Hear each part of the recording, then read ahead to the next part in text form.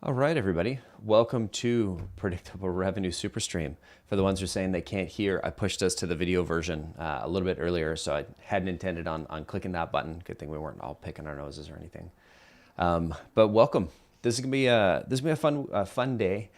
We've had a ton of. Oh, I don't think I can see my audio either. Oh yeah, I can see my audio. Perfect. Sarah, give me a sound check. I can hear you for sure. Perfect. Fantastic. Awesome. So we've been doing this stream for a while. We've also been doing Outbound, or not Outbound. Well, Outbound Labs was a thing we kind of started with. And then we've done the Own Your Growth conference summits a bunch of times. And we got a big culture of experimentation here, mostly just to annoy our marketing team and make their lives difficult. But we're always just trying to do things a little bit differently. The stream is a real fun thing, and I think I get a lot of joy, satisfaction out of being able to help 50, 100 people, whoever jumps on every week. And so this week we thought, hey, why don't we pile it on a little bit more? Let's get four really awesome speakers lined up to just come and hang out on stream and help everybody out. And so today, starting us off, we've got Brendan Gilman coming up at 9 o'clock. We got my friend Rex Biberston, and then closing it out around between 10 and 11, we've got Josh Braun. This is going to be a little bit flexible today because we're streaming. So it's going to be a little bit up in the air in terms of the exact timing, but generally we've got the speakers for like a 90-minute block. And so we're going to start off with Kevin, then we're going to get Rex in here sometime between 9 and 9:30 Pacific Standard Time. And then Josh is showing up around 10:30. So that's sort of the expectations. If people want to hang out and we're good to go, then we'll ride this right to noon. We got sort of 4 hours of content planned. But if we've got everything all sorted, then we'll wrap a little bit early. But first off, we're going to start by talking about LinkedIn. And we've got Kevin and Brandon. And then at 9:30, we're going to start talking about the secret formula to sequences that convert. And then we're going to end on psychological prospecting, the quick fixes to maximize replies with Josh Braun. That I'm pretty excited about. Not that I'm not excited to meet Kevin here. Or Rex. We've had Rex on the show a bunch of times. I like the psychological side of things. So with all that being said, I'm going to pause for a minute. I'm going to say hi to everybody in chat. Good to see the regulars. Let me know what stream or what you're most excited for. And also, we've got a bit of a schedule, but that doesn't mean that we can't help you with something that's a little bit outside of any of these topics. So let me know. What is it that you want a little bit of help with today? What did you come here? Yeah, what's your ideal learning objective for today? Throw that in chat. We got a bunch of people hanging out that are here to make sure that we get your questions from chat into a little spreadsheet, so we make sure Colin nixes them all off. So yeah, let me know what are you hoping to get out of today, and let's do the standard. Where are you dialing in from today? And I know you're not actually dialing in because this is YouTube, but I'm old and I've been on video, or most of my conferences were out like you had to phone in. So come say hello, and I'm going to do a little quick introductions here. So first off, on my left, and she'll be on your left too because this is YouTube, not Zoom. So on my left or right, maybe I got my lefts and rights back.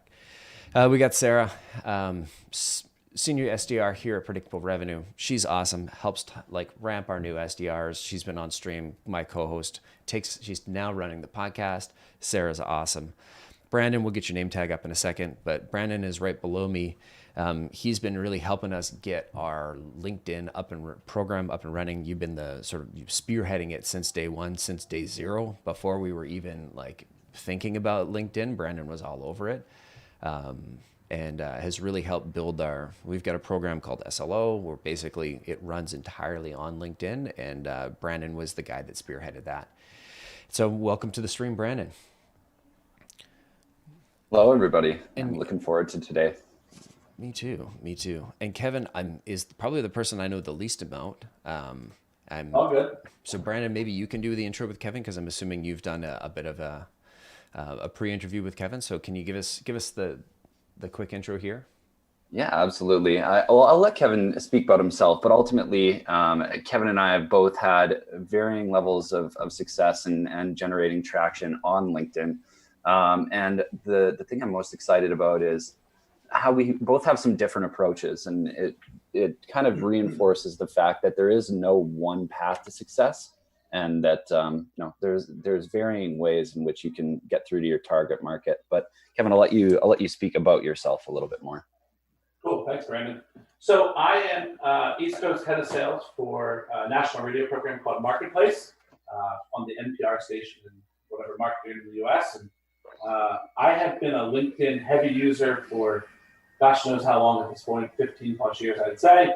I find a ton of value in it. It's absolutely imperative to my business. And in fact, I agree with Brandon. When we did a pre-prep call, our methods couldn't be more different, but we both found success in it. That's what I'm excited to go about and learn some more about as well.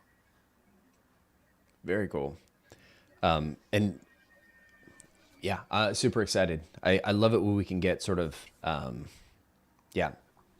let's get the knives out. Let's have a little bit of a bloodbath here, because those conversations, honestly, they're the most fun, and the most productive.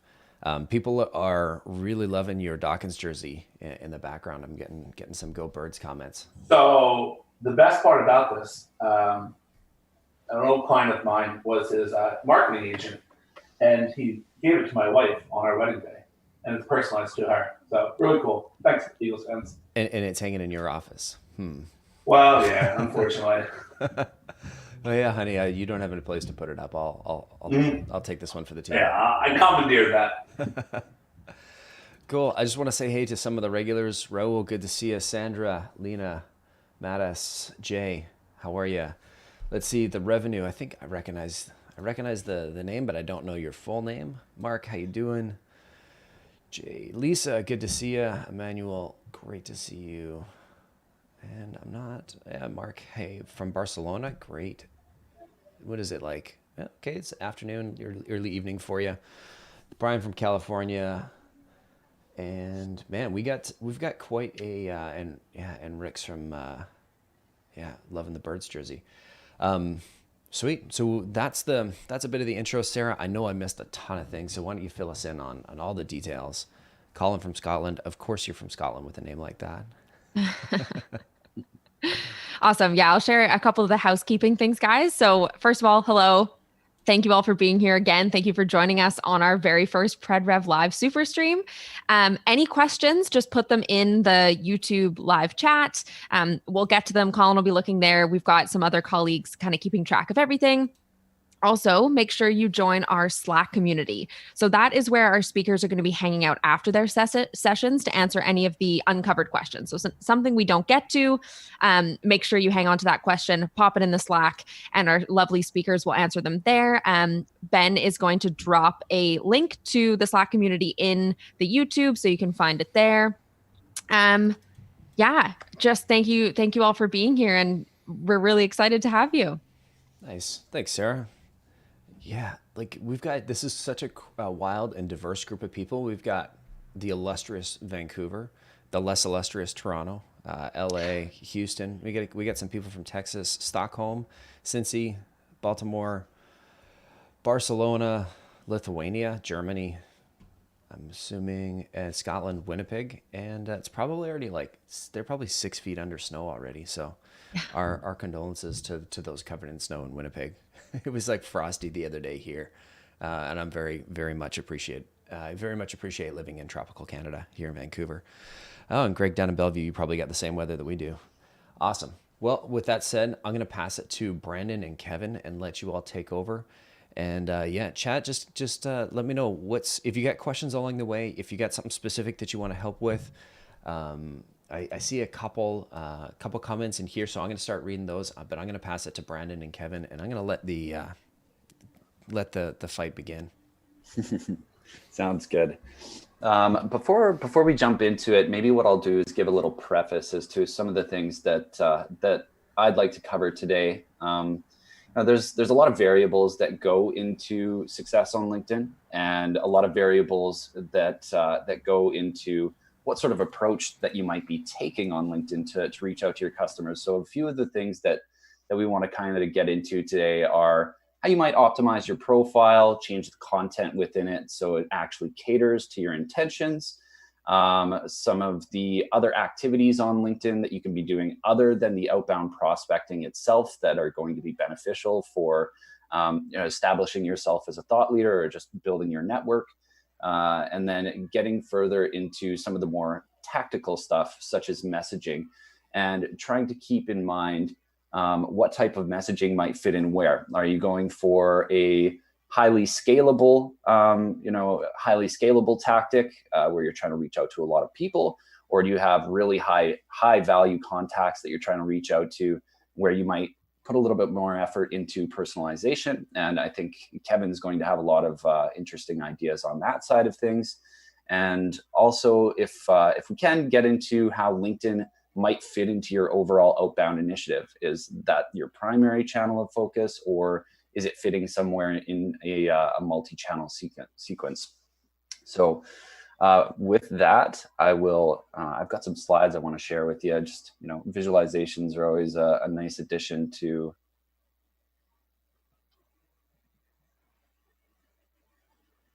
what we do here.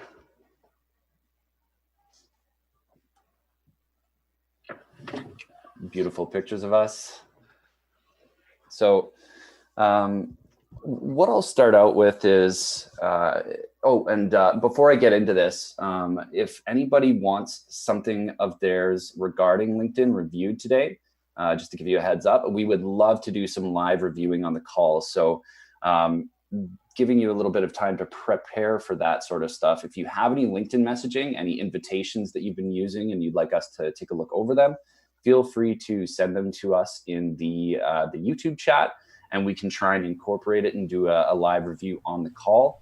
Or if you've got your LinkedIn profile that you think may need to be spruced up a little bit, or you're just not sure exactly how you want to do that, feel free to throw that in there, and if you're brave, and we'll open up some LinkedIn profiles live on the call as well too. And if there's any low-hanging fruit, some things that we feel that you might be able to adjust quickly that might be beneficial for you, we'll take a look at those as well. Beautiful. So, just before you jump in, apparently I missed Rahul. He's joining us from India, so he's going to be staying up late to watch this. And then I saw Gregory Childs from Bellevue.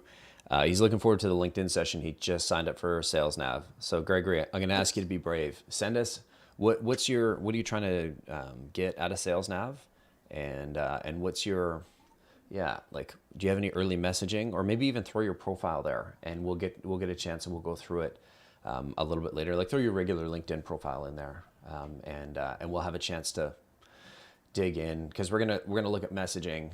We can look at your messaging, we can look at your profile, we can look at the sort of how you're building lists. Those are, I think, the three most important pieces that we can look at, and yeah, so we're here to help. We want to be super interactive. That's why we're doing it this way, with like a little bit of slides and then mostly sort of engaging with the chat. We want this to be more of like a, hey, let's hang out and chat, as opposed to let's have a bunch of slides up for the whole time. So back to you, Brandon. Yeah, thank you. So for those who have LinkedIn Premium, they'll have access to Sales Navigator, which in my opinion is one of the more comprehensive sources of prospect data out there. And we'll get into some of the tacticals of how you can use that tool a little bit later. But for those who have it, they might be familiar with the social selling index score that LinkedIn provides to you. And that essentially is sort of a broad spectrum overview of how you're doing on LinkedIn. And there's kind of 4 aspects of that score. And these 4 pillars that I've got displayed on this slide kind of correlate with those aspects. Kevin, I imagine that you're pretty aware of your social selling index score and cognizant of trying to increase that all the time. I imagine that your SSI is probably even better than mine is.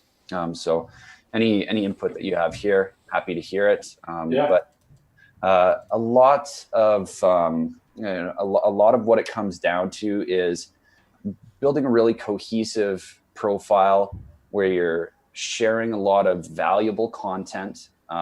So from your brand, or if your company, your brand isn't creating a lot of content, at least curating content is valuable too.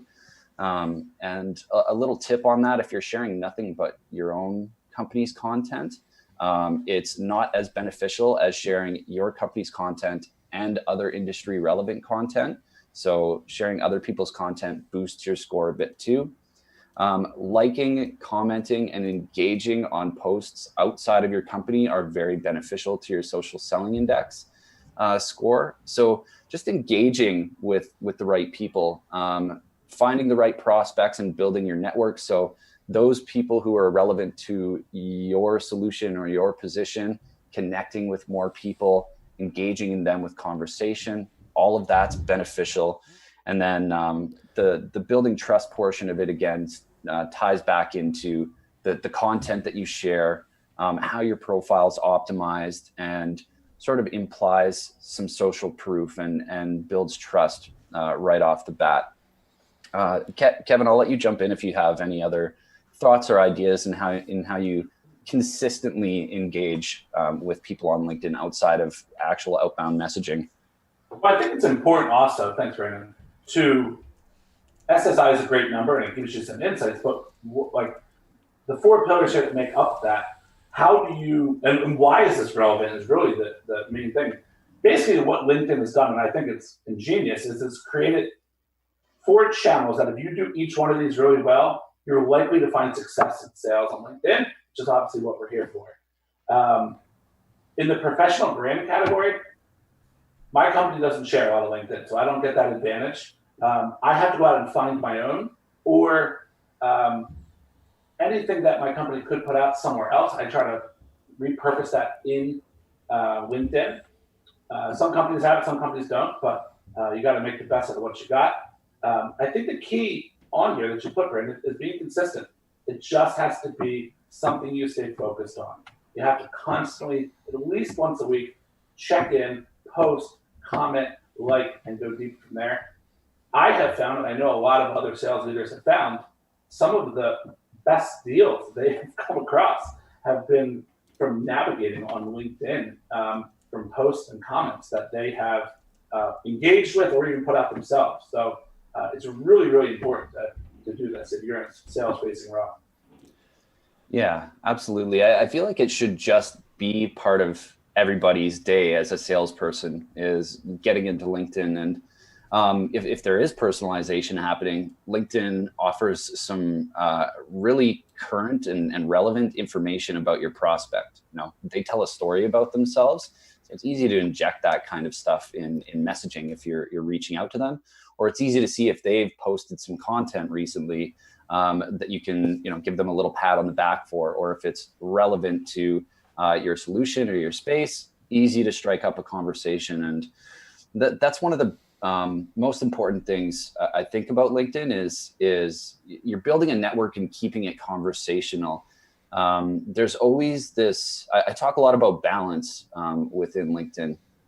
And what I try to do is balance being solution oriented. And I won't say going as far as salesy most of the time, but being solution oriented, but while still being social, friendly, and conversational. Because anecdotally, after running hundreds of different campaigns, people don't necessarily want to be sold to too much on LinkedIn. They want to be sold on the idea of having an intriguing conversation.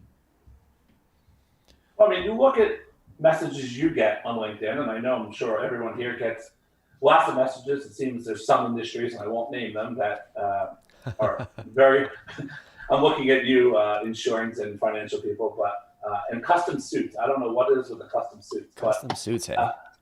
Oh man, all the time. Dude, you can see it coming. You know what? I get lead generation companies coming after me. Like, hey, do you need meetings? Yeah? I'm like, what? Me too. Read my profile. Are you kidding me? Yeah.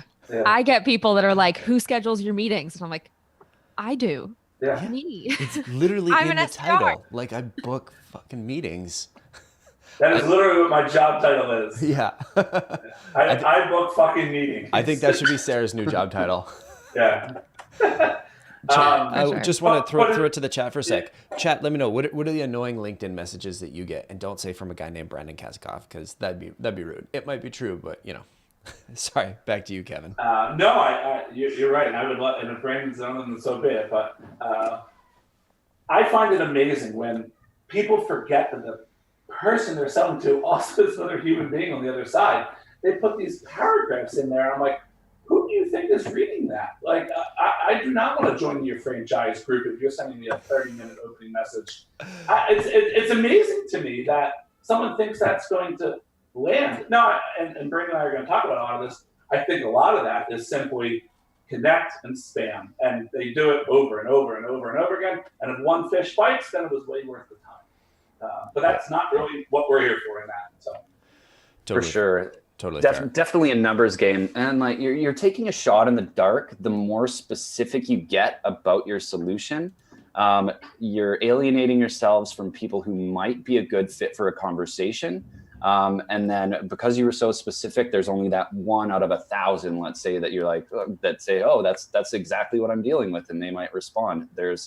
You can get a lot more traction just learning about people and opening up a conversation. Nobody wants to receive that message that's like, working with this company and this company, they saw a 30% ROI on their marketing spend in this area. Like, my eyes glaze over if I receive stuff like that. Oh man, Michael Cox, who I know is a good buddy of Seth's, is in the chat going, lead gen, custom suits, lead gen. I've never got a custom suit message. I'll forward them over to you from now on. Okay, cool. Yeah, you send them my way. And and also, no, Google, you can shut up. My phone is just like thinking I'm Google searching. Yeah, I've never got a custom suit one. I used to get some very stream unfriendly emails, but Google's done a really great job of forwarding out all those different ones. Jay's top are lead gen, lists, content marketing, and developers. I do get a bunch of email list gen people. Email list gen and for sure developers. You know, I've got people in this country, I've got people in that country, and I'm just like, that's not different at all. Like, I empathize with. I've friends that run agencies, like really high-end dev agencies, and we were trying to do some outbound for them, or just like help them with their outbound messaging, and it's exceptionally challenging to differentiate if all you can say are, oh, our people are the best. Our people are the best. Yeah, white glove customer service, although you may have the best in the world, is not a differentiator that tends to resonate with the prospect pool. So it's tough to get through saturated markets sometimes. Sandra's saying she's not cool enough to get job offer, or she just gets job offers. You'll get there, Sandra. You'll get there. The best one I got recently was a manufacturer from China emailing me about, we manufacture carburetors. Because the first company, the first like software company, Carb.io, we called it carburetor because I'm stupid, but they were thinking like, they just must have done a search, like a keyword search for carburetors, and found me and was like, hey, we build these. And I'm like, no, it's software is what we did. All right, Brandon, I see you got some slides here, so why don't you walk us through? Sure. Yeah, I've moved on to the next one, which gives just a couple bullet points on profile optimization. So feel free to read those if they're up on your screen. Some of them are no-brainers, like have a good picture, for instance, as opposed to a selfie that was taken on a potato phone from 2008. Or don't have one at all. Yeah, or not having one. Sorry, what's a potato phone? Is that like the Nokia candy bar? Yeah, something like that, you know. Did they take pictures? No, I don't think those ones did. I had a Motorola Q back in 2006 or 7, which is basically like the Razr, but it had a keyboard. It's sort of like a BlackBerry, but it wasn't a BlackBerry.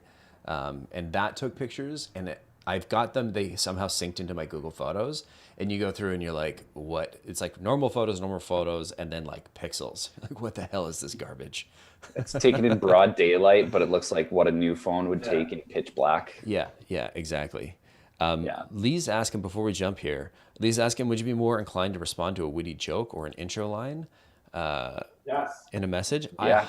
If you could work 100%. if you could work a pun in there, 100%. Yeah, oh, for sure. Or dick pics. Sure. I'd definitely respond to that. It wouldn't be positive, but it would 100%. You get a great response.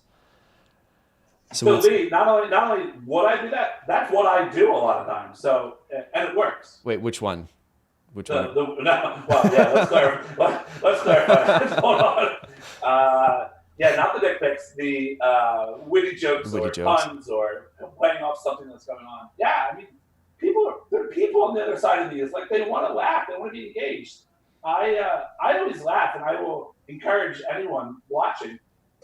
Let some of your LinkedIn connections build up. People that have outbounded to you build up. And then go on your phone or on the computer, it doesn't matter, and look at the messaging as they come up and scroll through, say 15 of them, and scroll through and see what they look like. And then imagine you're a decision maker at a company. You look at which ones you're going to answer. If they don't resonate to you, or if they sound boring, or it's just a sales pitch, you're likely not going to answer that. Yeah, man, 100% agree. I was just as we were talking, like looking. I was flipping through my LinkedIn inbox, and there are some people that I'm like genuinely connected with. Like Victoria, I got an intro from Rex, and if you're on, I will respond to your email. My inbox is underwater. But then I look and I'm like 1, 2, 3, 4, 5, 6, 7, 8, 9, 10. So out of 10. 7 of them, 8 of them are people reaching out with just like pretty automated, pretty not targeted things. This one guy's been pinging me since July. I get 5 or 6 messages. I'm like, and it's all just like, click this link nonsense. Click this link nonsense. Brandon, you know what I'm wondering is maybe instead of jumping through the slides here, because I want to like make sure we're like really talking about this as opposed to, and every time you put the slides up, I feel like we just sort of like pause and start listening. And I want this to be a lot more interactive, a lot less like, you and Kevin standing on stage. Can we maybe just, I've got them here. Can we use those as a conversation guide? And maybe I'll go back to that first slide. I've got it up on my side. We're talking about professional brand first, right? And so like, let's talk about what a strong, like, do you have an example of like a strong company page? Right, because basically, if we're looking at Kevin's 4 pillars, the 4 pillars: professional brand, right people, engaging, and trust. Right. So let's sort of break this conversation out, and let's start with like, what does a good, strong company page look like? What are some examples? Maybe I'll start with Brandon, and then we'll sort of speaking order: Brandon, Kevin, Sarah. And we'll come back to the idiot. Well, I've got some clients that would be pretty good examples, but I don't want to check their name out on the live stream. But as self-serving as this sounds, I think our marketing department has really hit stride with being incredibly consistent with providing valuable content that is consistent in theme. Right?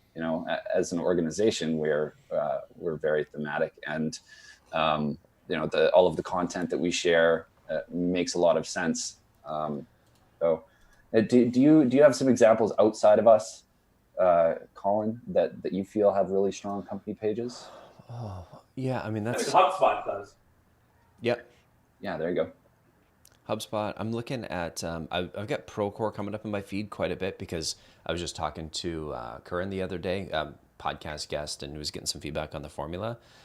They seem to have they have like 2,000 people at the company. So they're in a little bit of a different league, but they've got like something pretty significant every day, and it's always branded content. And it's a bit of a mix between like, here's some like something about Procore. Here's like a happy Veterans Day. Here's like I don't know, looking at sort of historical data. I think they're doing a fairly decent job. I'm somebody that admittedly doesn't spend a ton of time. I don't spend any time in my LinkedIn feed. Like I spend 0 time in my LinkedIn feed. I hardly spend any time like responding to messages in my LinkedIn inbox and my email. And so sharing, not because I'm complaining, but just like, here's some context as a CEO of a company of about 50 people, 60 people. We're not always like, I might be active on there and I might respond, but I'm probably not commenting a whole ton. So if you try and find my activity, it's not going to be there.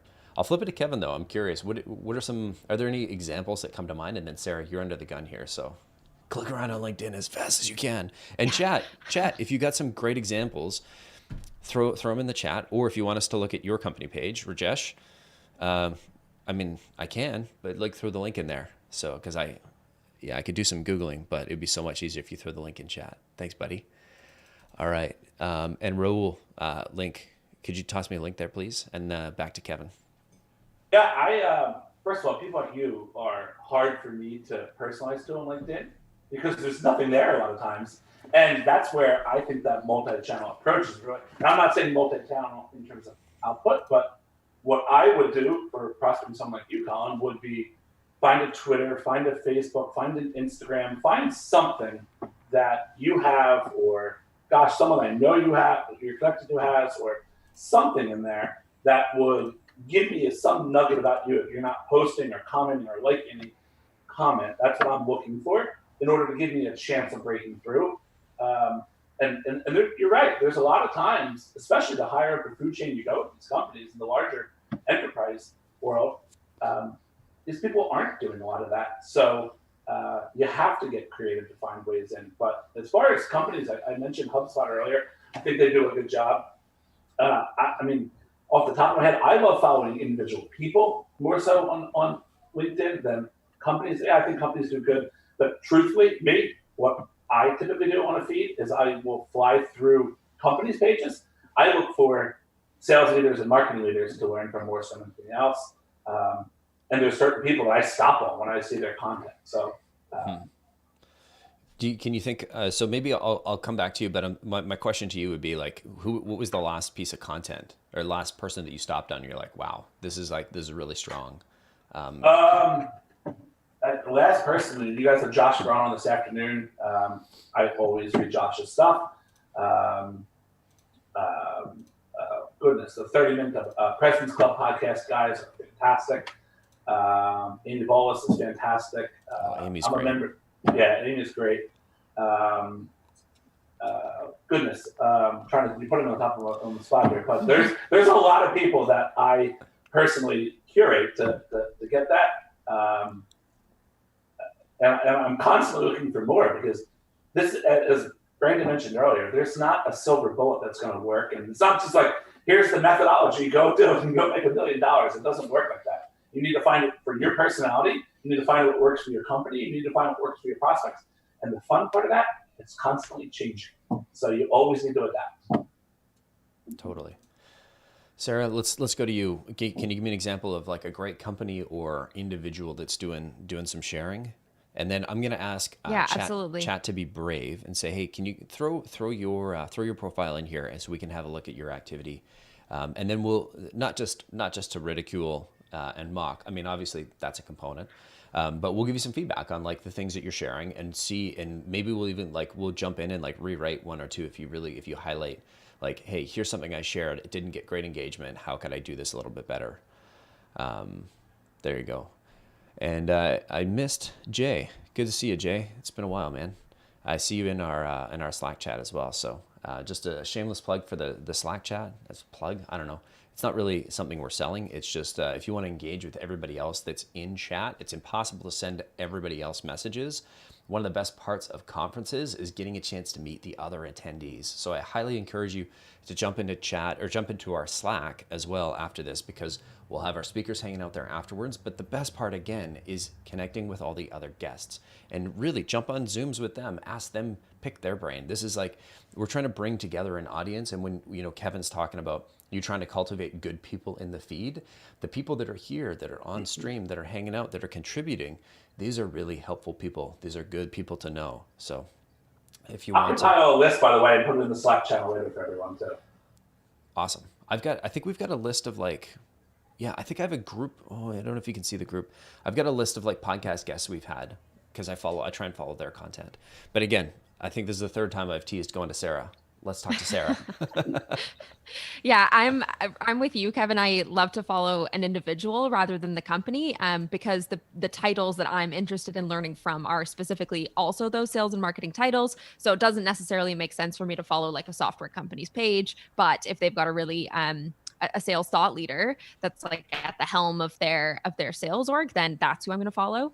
I also have a big list that I've compiled, so maybe I'll find that spreadsheet and I can toss it over to someone who can also share it. And Kevin, I'd love to compare notes there, because I bet would as you well. there are a bunch of people on there that I'd love to follow.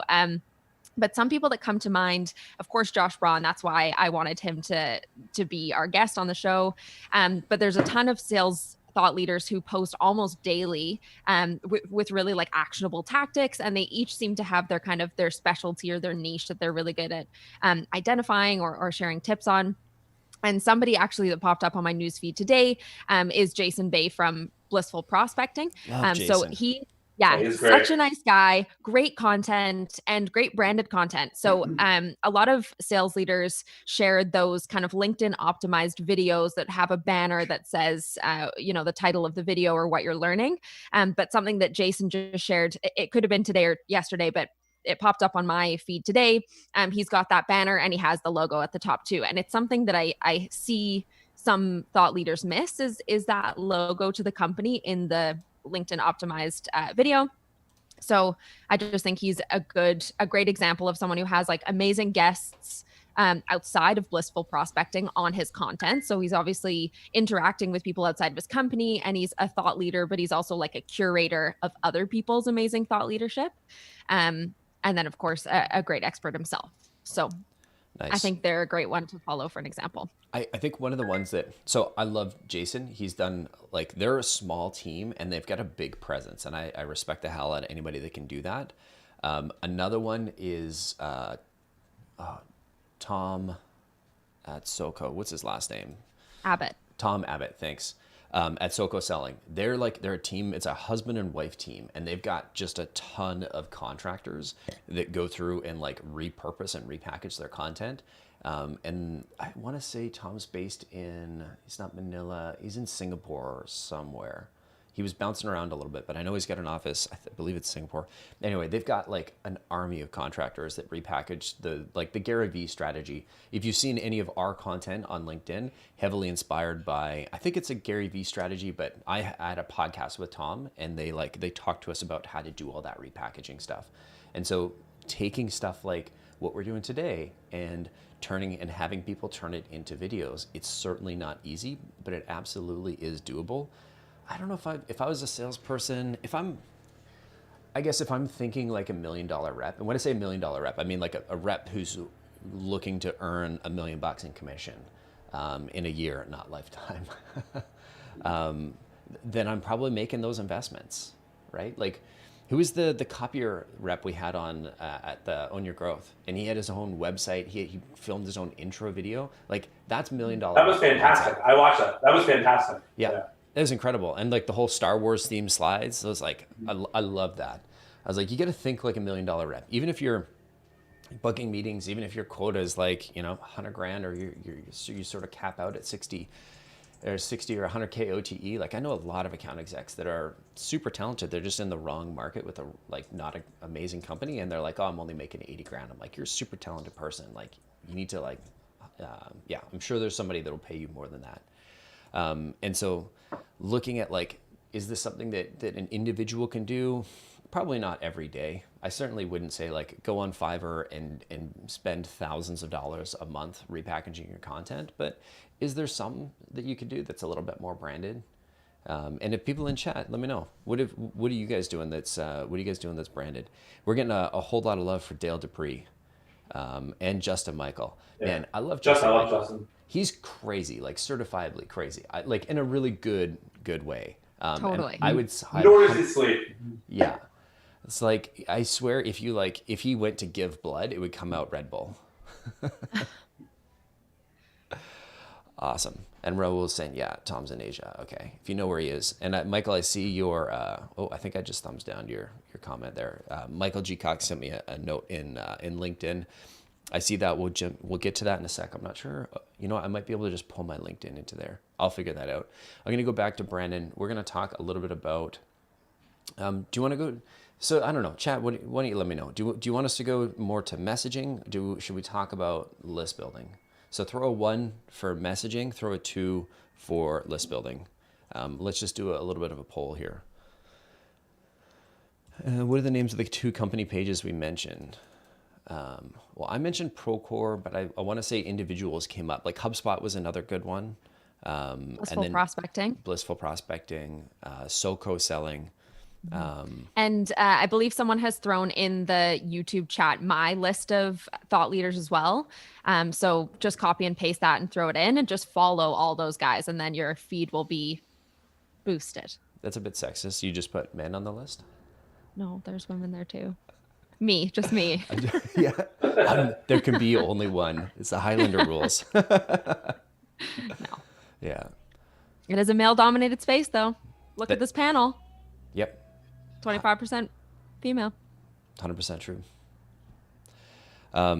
Awesome. All right. So we're getting a lot of love for, I'm pretty sure I said messaging as number one. I always worry. I'm like, yeah, say this for that and this for that. And I'm like, and then I forget, I'm like, oh shit, what was number one? But everybody's saying number one, which I'm assuming, thanks, Gil, messaging. All right. So let's look at messaging. We've got, all right, Michael G. Cox was very brave. And I'm going to see if I'm going to pull your profile up. So that's in the background. I'm going to put, I'm going to copy and paste this. I think what's the best way for me to do this? If I throw it on stream, everybody will be able to see it, but you guys won't be able to see it. You people won't be able to see it. And let me see if I can do this a different way. I'm going to put that over here. Let's hide the participants. The stream, bear with me. I know this is a bit awkward, but I want you to be able to see the messaging here. So let's try this. Perfect. And I'm going to send a screenshot of that to, oh, I'm not on a Mac, so I can't do that. Snip. I'm going to throw this in our Slack, and I think that's as good as we can do. But stream, while I'm doing this, I want you to have a look here, read that message, and this is from Michael. I love the little link there. We're going to have a look and see what is it that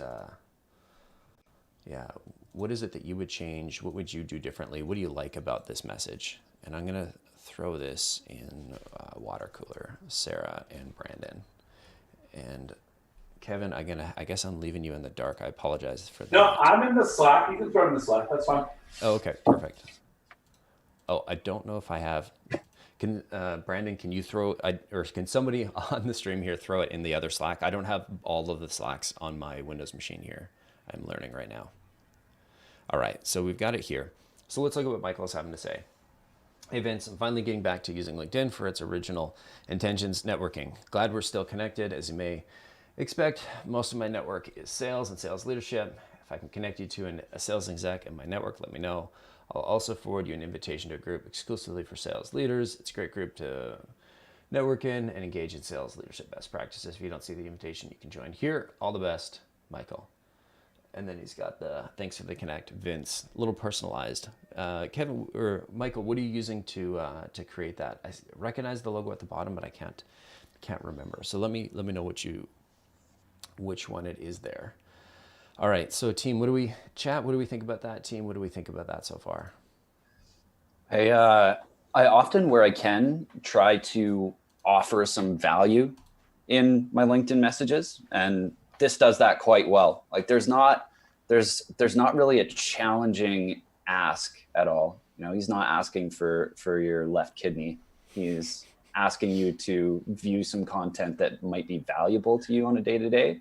So that's a pretty low barrier to entry. And if the goal is just getting people engaged in that group, I have a feeling that there'd be a moderate level of success with that. You know, it's not hard to say yes to that. It's lots of value being thrown out there. What do you think, Kevin? And nice and personal. I agree. It's funny, I use the left kidney analogy as well, but you're right. I mean, you're not asking for a ton. My only criticism would be it's just a tad long for me. I would probably shorten it up maybe by a sentence or two. Just think about the person on their end. Even though it's someone you're connected with, it's someone that's going to potentially read all that. So, totally. What do you think, Sarah? Yeah, I think great message. I don't really have any other thoughts. Brandon and Kevin, you guys are the experts here. And yeah, going for not an aggressive ask is something that we've seen have a lot of success. I think that's maybe one of these tips that is sort of universal. As Kevin and Brandon shared, there is no silver bullet, but perhaps the one universal fact is that a really aggressive ask is not going to work. So it's always great to put that in practice. Cool. I'm gonna be mean for a bit, just because, you know, me and Marty McFly go back quite a ways here, and I think that's the only way you can actually, genuinely trying to be helpful here. I hate it, and I hate it because it looks like every single message I get that I'm looking at in my LinkedIn inbox right now. I think you've kind of got 2 calls to action, because if the first one, you don't have a question mark there. Actually, there's no question marks, and so that's like what do you? When I read this, I'm like, well, what do you want me to do, right? It's glad we're connected, you know, blah, blah, blah, blah, blah. If I can connect you to a sales exec in my network, let me know. It's a really, really soft CTA, and it gets watered down by, you've got a second CTA in there for forward an invitation to a group exclusively for blah, blah, blah, blah, blah. If you don't see it, you can join here. So you've got like, do you have any sales? Like, do you need me to connect you to any sales execs? Did you see the invite that I haven't sent you yet? And then in case you don't see the invite, here's the link. I think this is a really great, I think the spirit of this, Michael, is awesome.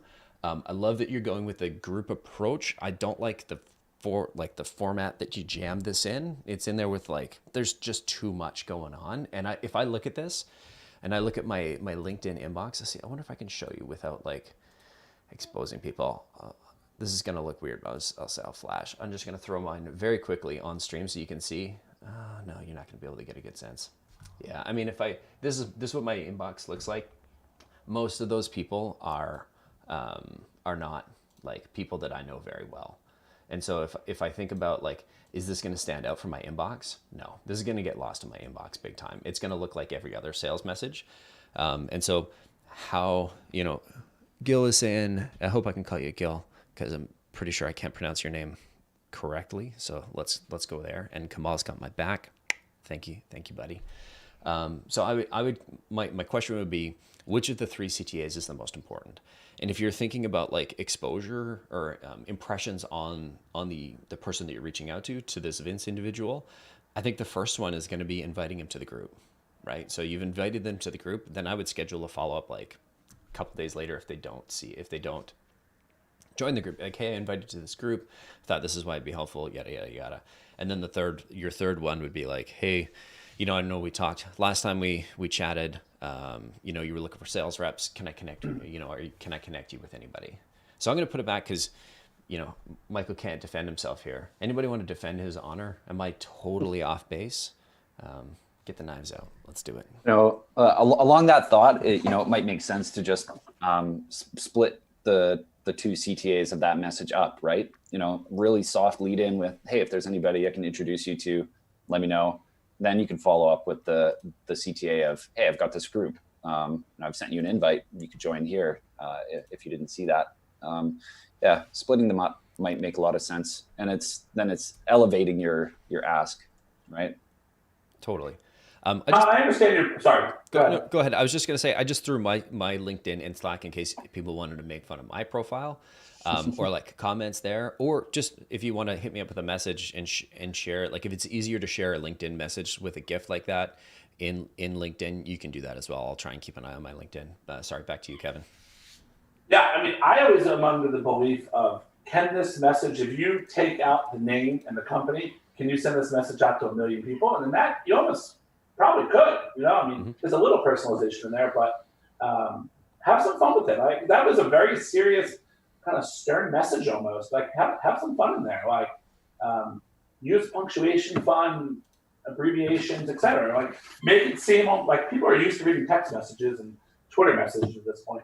But short, to the point, and fun. Totally. I will defend his honor a touch here. He did in the message he sent me, he did mention that that's a GIF, but he sent me a screenshot of it. So obviously the screenshot's not going to have, and it does look like he's got a pretty fun and playful face there. So, maybe he's doing the Macarena or something hilarious like that.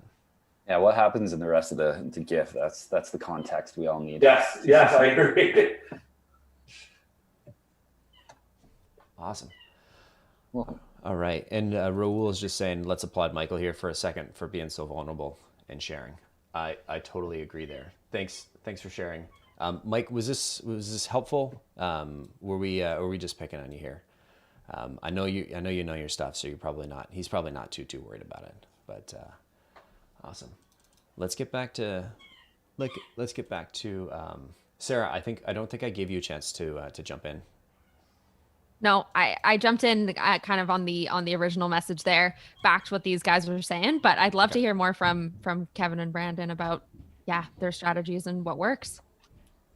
For sure. I think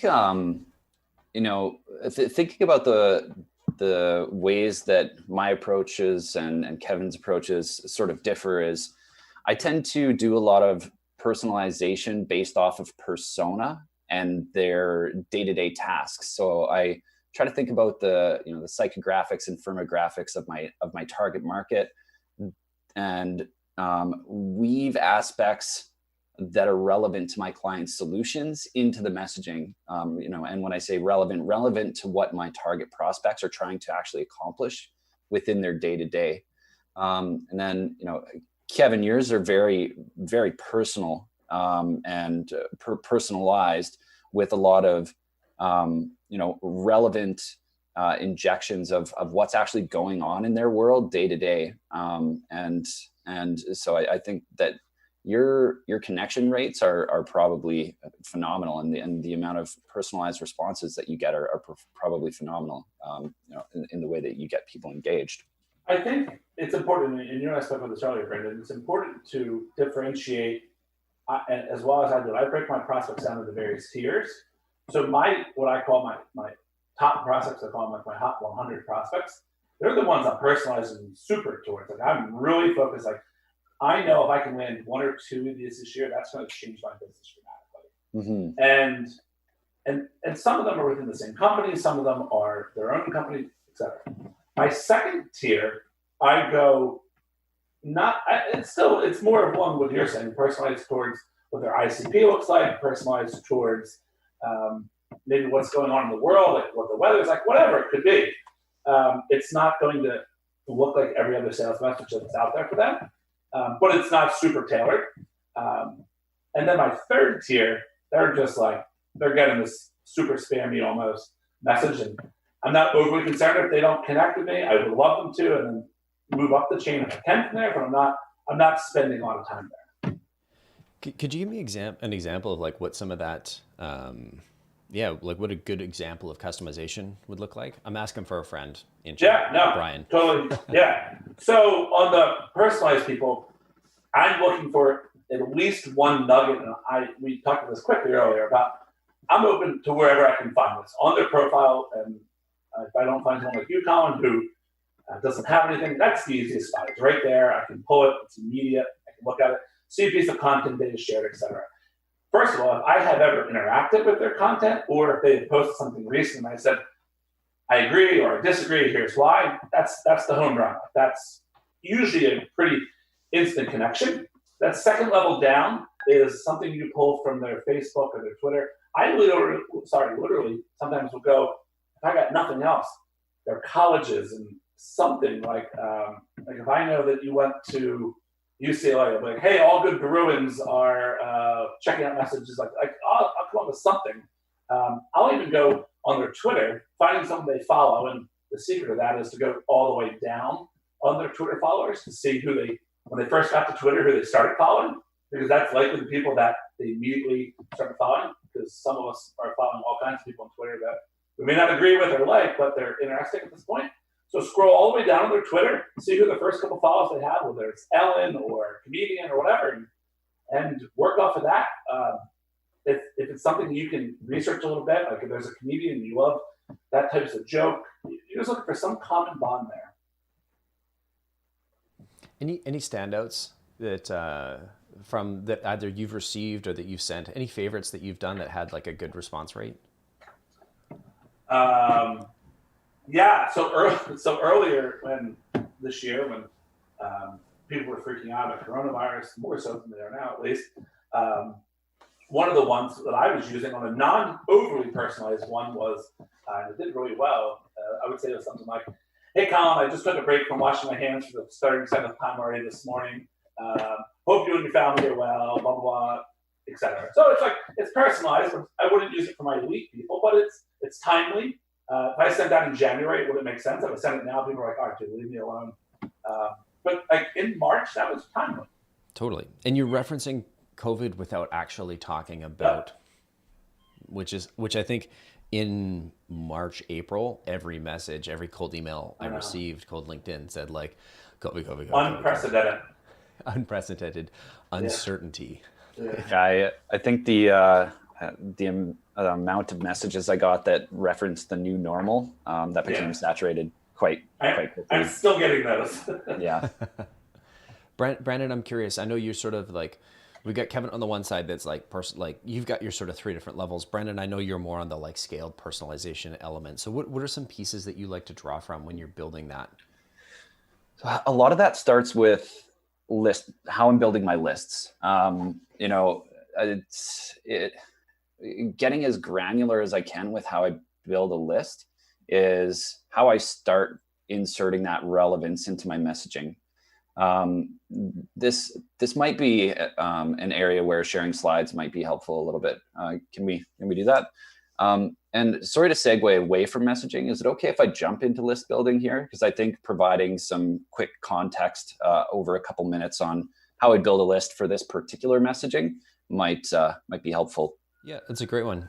We've got Gillen here who's asking sort of like, you know, Kevin's is more for when you're working in account-based sales, but it's not scalable. And so I think it's a really great sort of segue into like, well, this is how we kind of make that semi-personalized scale a little bit. So yeah, show us how it works, man. So this, and I'll provide a little bit of context here. So this is a client that had custom development services, a really challenging service to sell. And reason being is because there's so many different things they can do. They can build a custom dashboard. They can build a data integration platform that deals with the throughput of IoT data from a surveying drone on a construction site, and then have that represented, you know, for the key stakeholders, and anything in between.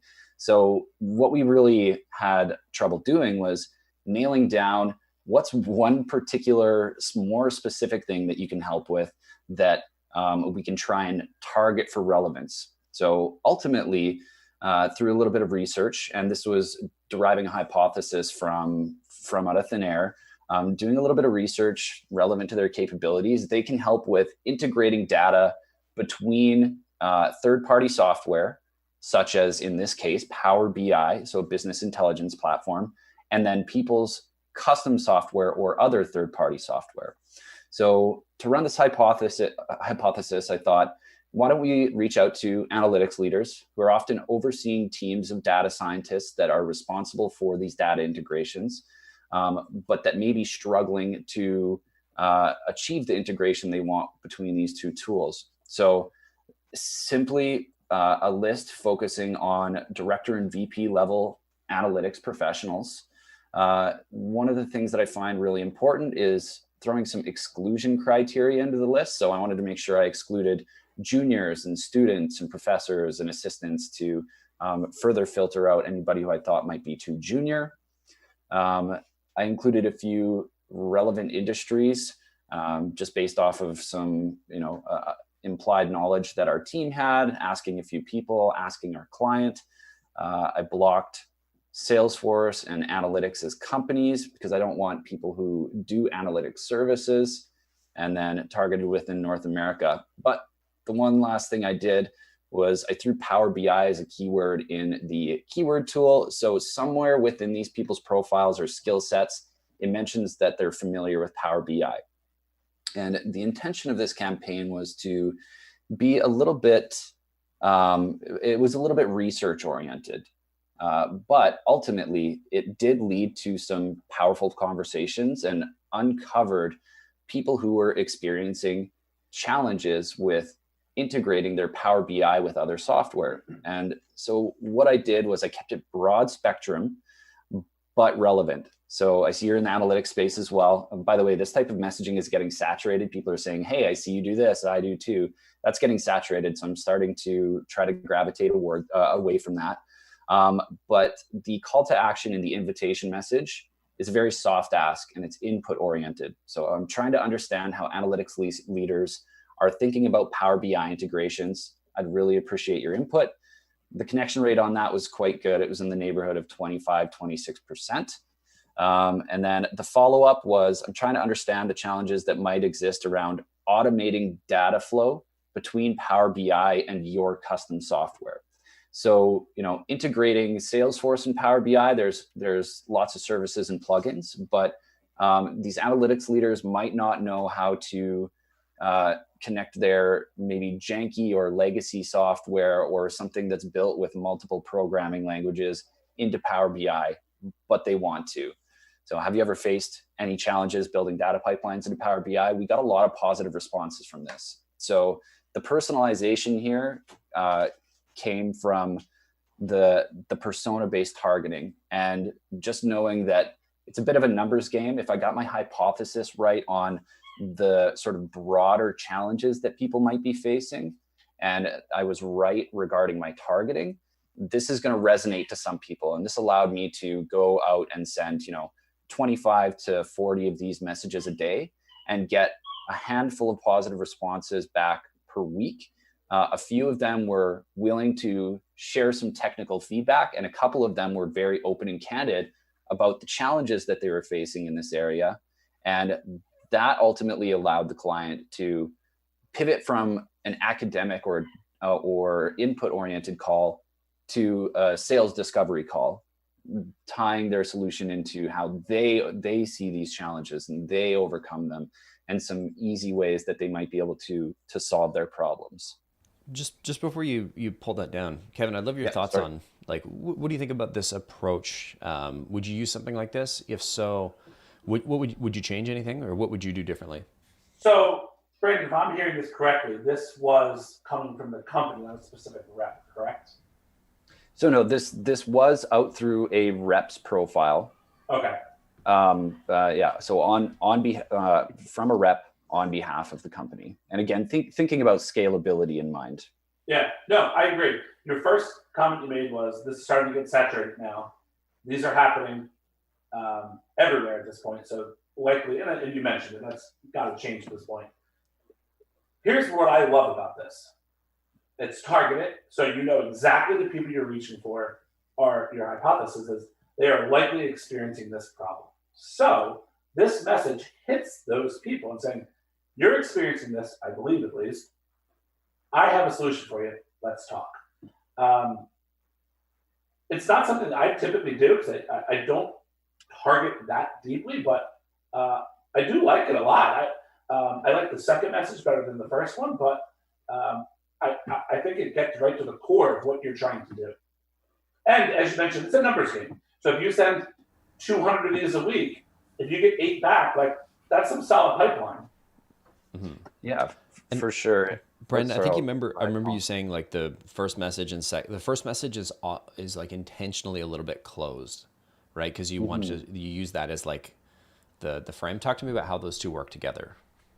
Yeah, so the softer I can go while still being somewhat relevant in an invitation message, the higher my connection rate will be. So I still want to, like, set the tone, frame it with what I am going to be following up with. So it's not this bait and switch. And that often yields to a higher connection rate. And I always think about this as stepping stones. Like, I'm not trying to sell them on a call on the invitation message. So I don't have a call to action like, hey, see you're in the analytics space. Are you open to finding some time in our calendars to discuss Power BI integrations next week? No, I just want them to say yes to connecting with me. And then beyond that, I still don't really ask for a call, and I definitely don't try to sell Power BI integration solutions in the follow-up message. I'm not saying, hey, we help companies with, that's one of the biggest things that I see that I think kills people's sales initiatives. I help companies achieve this ROI through Power BI integrations, or I help companies save this amount of development hours. It's like, no, like, are Power BI integrations part of your world? Have you ever faced challenges with those? If so, I'd love to have an open-ended conversation. And again, it's just the stepping stone. I'm not trying to really sell here. It's still somewhat solution oriented because the client solution helps with these Power BI integrations, but you're still not even saying that. You're asking if these people have ever faced these problems, thinking about the jobs that they're trying to accomplish on a day-to-day basis. And I keep the barrier to saying yes as low as possible at all times. You know, it's really easy to say yes as an analytics professional. Like, yeah, I've that's been a struggle sometimes. Here's how I think about it. Some people say, here's how I've solved it. But other people are like, yeah, I've come across issues with, you know, this programming language trying to integrate, and people just are open to providing feedback. And conversation starters are the name of the game with LinkedIn. I think if you can get people engaged in a dialogue, learn a little bit more about their scenario through digital conversation, that gives you that into finally requesting for an offline call once you feel like you've made it to that point. Great point. I want to have a look at Kevin's side, but before we do, Danko was asking, what's a good acceptance rate? Like, what are some good benchmarks that you would expect to see? Like, hey, this messaging is doing a good job with this sort of like targeted, personalized. What would you? Oh, he's got a slide for it. I do have a slide for it. Are you gonna share? Are we gonna share these slides? Yeah, we absolutely will. But you have to join the Slack community. So Mero just threw the link in there shortly, and I'd say, "What's up, Harsh? How you doing? I see you in chat." All right, back to you, Brandon. So there's a lot of variables here. Like if you're targeting chief information security officers at Fortune 100 companies versus targeting a marketing manager at, you know, agencies that have 20 to 50 employees, your connection rate's probably going to be dramatically different. But kind of on the whole, I always try to, like, if something's below sort of a 15% connection rate, I will kind of abandon that unless it is one of those really challenging scenarios. I try to always break 20%. I've had scenarios that have been above 30%, especially if you get hyper personalized where you're talking about something that's relevant to their world, or talk about how they responded to a post or engaged with somebody's post.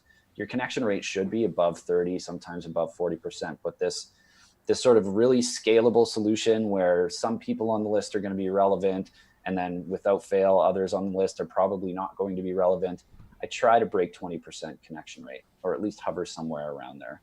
And then the reply rate after that, often you'll get about 25 to 30% plus people responding to you in some capacity. A good portion of those will be negative. They'll either say, no, this isn't relevant to me, or like, this isn't my focus at the time. But for every few negatives, you might get that positive or get that person who engages in dialogue with you. And then from a conversion rate, that varies widely too, again, based off of your solution, how strong your list is. But often my conversion rates are above 1%. And that's sort of the primary metric that we all care about, right? Like how many messages do I have to send out to book a meeting? It's usually above 1%, and not uncommon for it to be above 2 or 3%. So send 100 invitations out in a week. I've probably booked myself 2, 3, maybe 4 sales calls. So, and this is when they're targeted, correct? Yeah. Targeted, similar to the list that I just showed and the messaging that I just showed. I don't want people to get discouraged with the reply rate, and if they get those negative ones back, if you're spending time outputting towards a lead and they're not a fit for you right now, or they're never going to be a fit, that's fine. That's okay. Now you know. Now you can focus your energies elsewhere. Like, it's hard. I get it when you get some message back like, this isn't of relevance to me, leave me alone kind of thing. It's like, okay, I get it. Like, what my secret to that, and I do this via email if I get those messages back, or on LinkedIn, is I will quickly open, and if it's a good prospect, I will open my video player and I will record a quick message on video. Hey, Colin, here's why I reached out to you. I got your message and this didn't make sense. Here's why I thought it made sense. All big, no big deal. If it doesn't make sense, best of luck finishing the year strong, Kevin. That's it. Move on.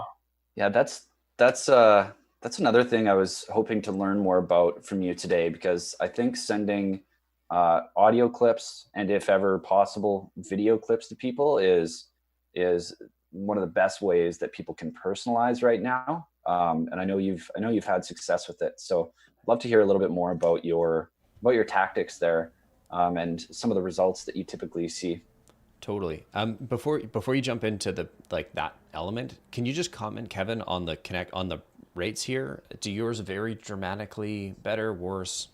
So it's a mixed bag. I am more, my personal outreach is towards high level national CMOs, global brand marketing, heads of marketing of international companies. So these people are typically very hard to reach. With that, though, when I am super personalizing them, I'll get 30+%. So it's not impossible. My reply rate is going to be down considerably from that, though, and as well as my meetings booked are going to be down from that. But I'm okay with that. If I can get them to connect with me, I get their conversations in my feed. It allows me to send them a video on LinkedIn. It allows me to send them an email on LinkedIn without having to use one of my 30 credits each month. And I can send them an audio message on LinkedIn. They're now connected. So Totally. Michael in chat is saying that audio is working exceptionally well for him. That videos, for how he was doing, was requiring people to click away, and so the click-through rates were just like dropping off pretty precipitously. Yeah, makes sense. Cool. And so yeah, Kevin, talk to us about the when you're talking about sending video or audio. Can you talk to us a little bit about what that would look like? yeah, so I fool around, and Sarah and I were talking earlier about you need to constantly be adapting your messaging. And there's not really a month that goes by where I'm not trying something new or switching my pattern up or really finding a different way. One of the things I'm having success with right now is what I call the double drop. If I put the email, I email them a video, completely personalized about your business, how I can help, what I do with competitors in your space. Sometimes I post their LinkedIn profile. Sometimes I post their website. It is exclusive for that person.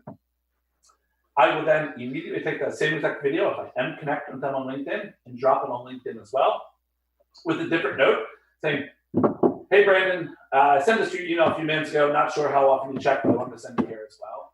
I have seen my LinkedIn reply rate is higher on those.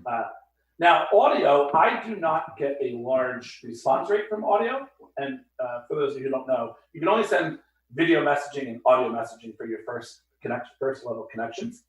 My audio messages don't typically yield a strong reply rate, or certainly not from there a conversion rate, but it does give me another touch point. And when I eventually get the meeting with the person, they typically reference that. And largely that reference says, I've never seen that before. That was awesome. Thanks. So it's a nice way to stand out.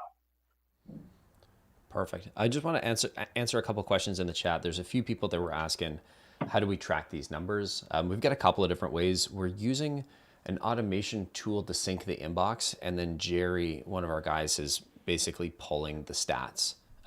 He like calls their API, pulls it back into a homegrown tool of ours.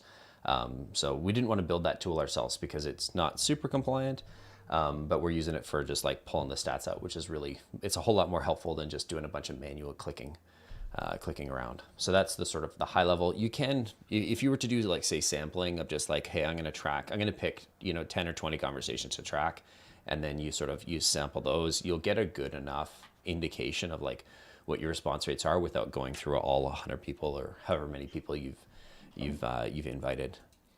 Another way that I've seen people manually go about it is if they've got their 100 connections or 100 people that they want to reach out to in a week, they'll keep track. This is how many people I'm connected with at, this Monday, and then they'll send the invitations from Monday through Friday. Next Monday, they'll look at their total connections on LinkedIn, and then they can just calculate their connection rate based off of that.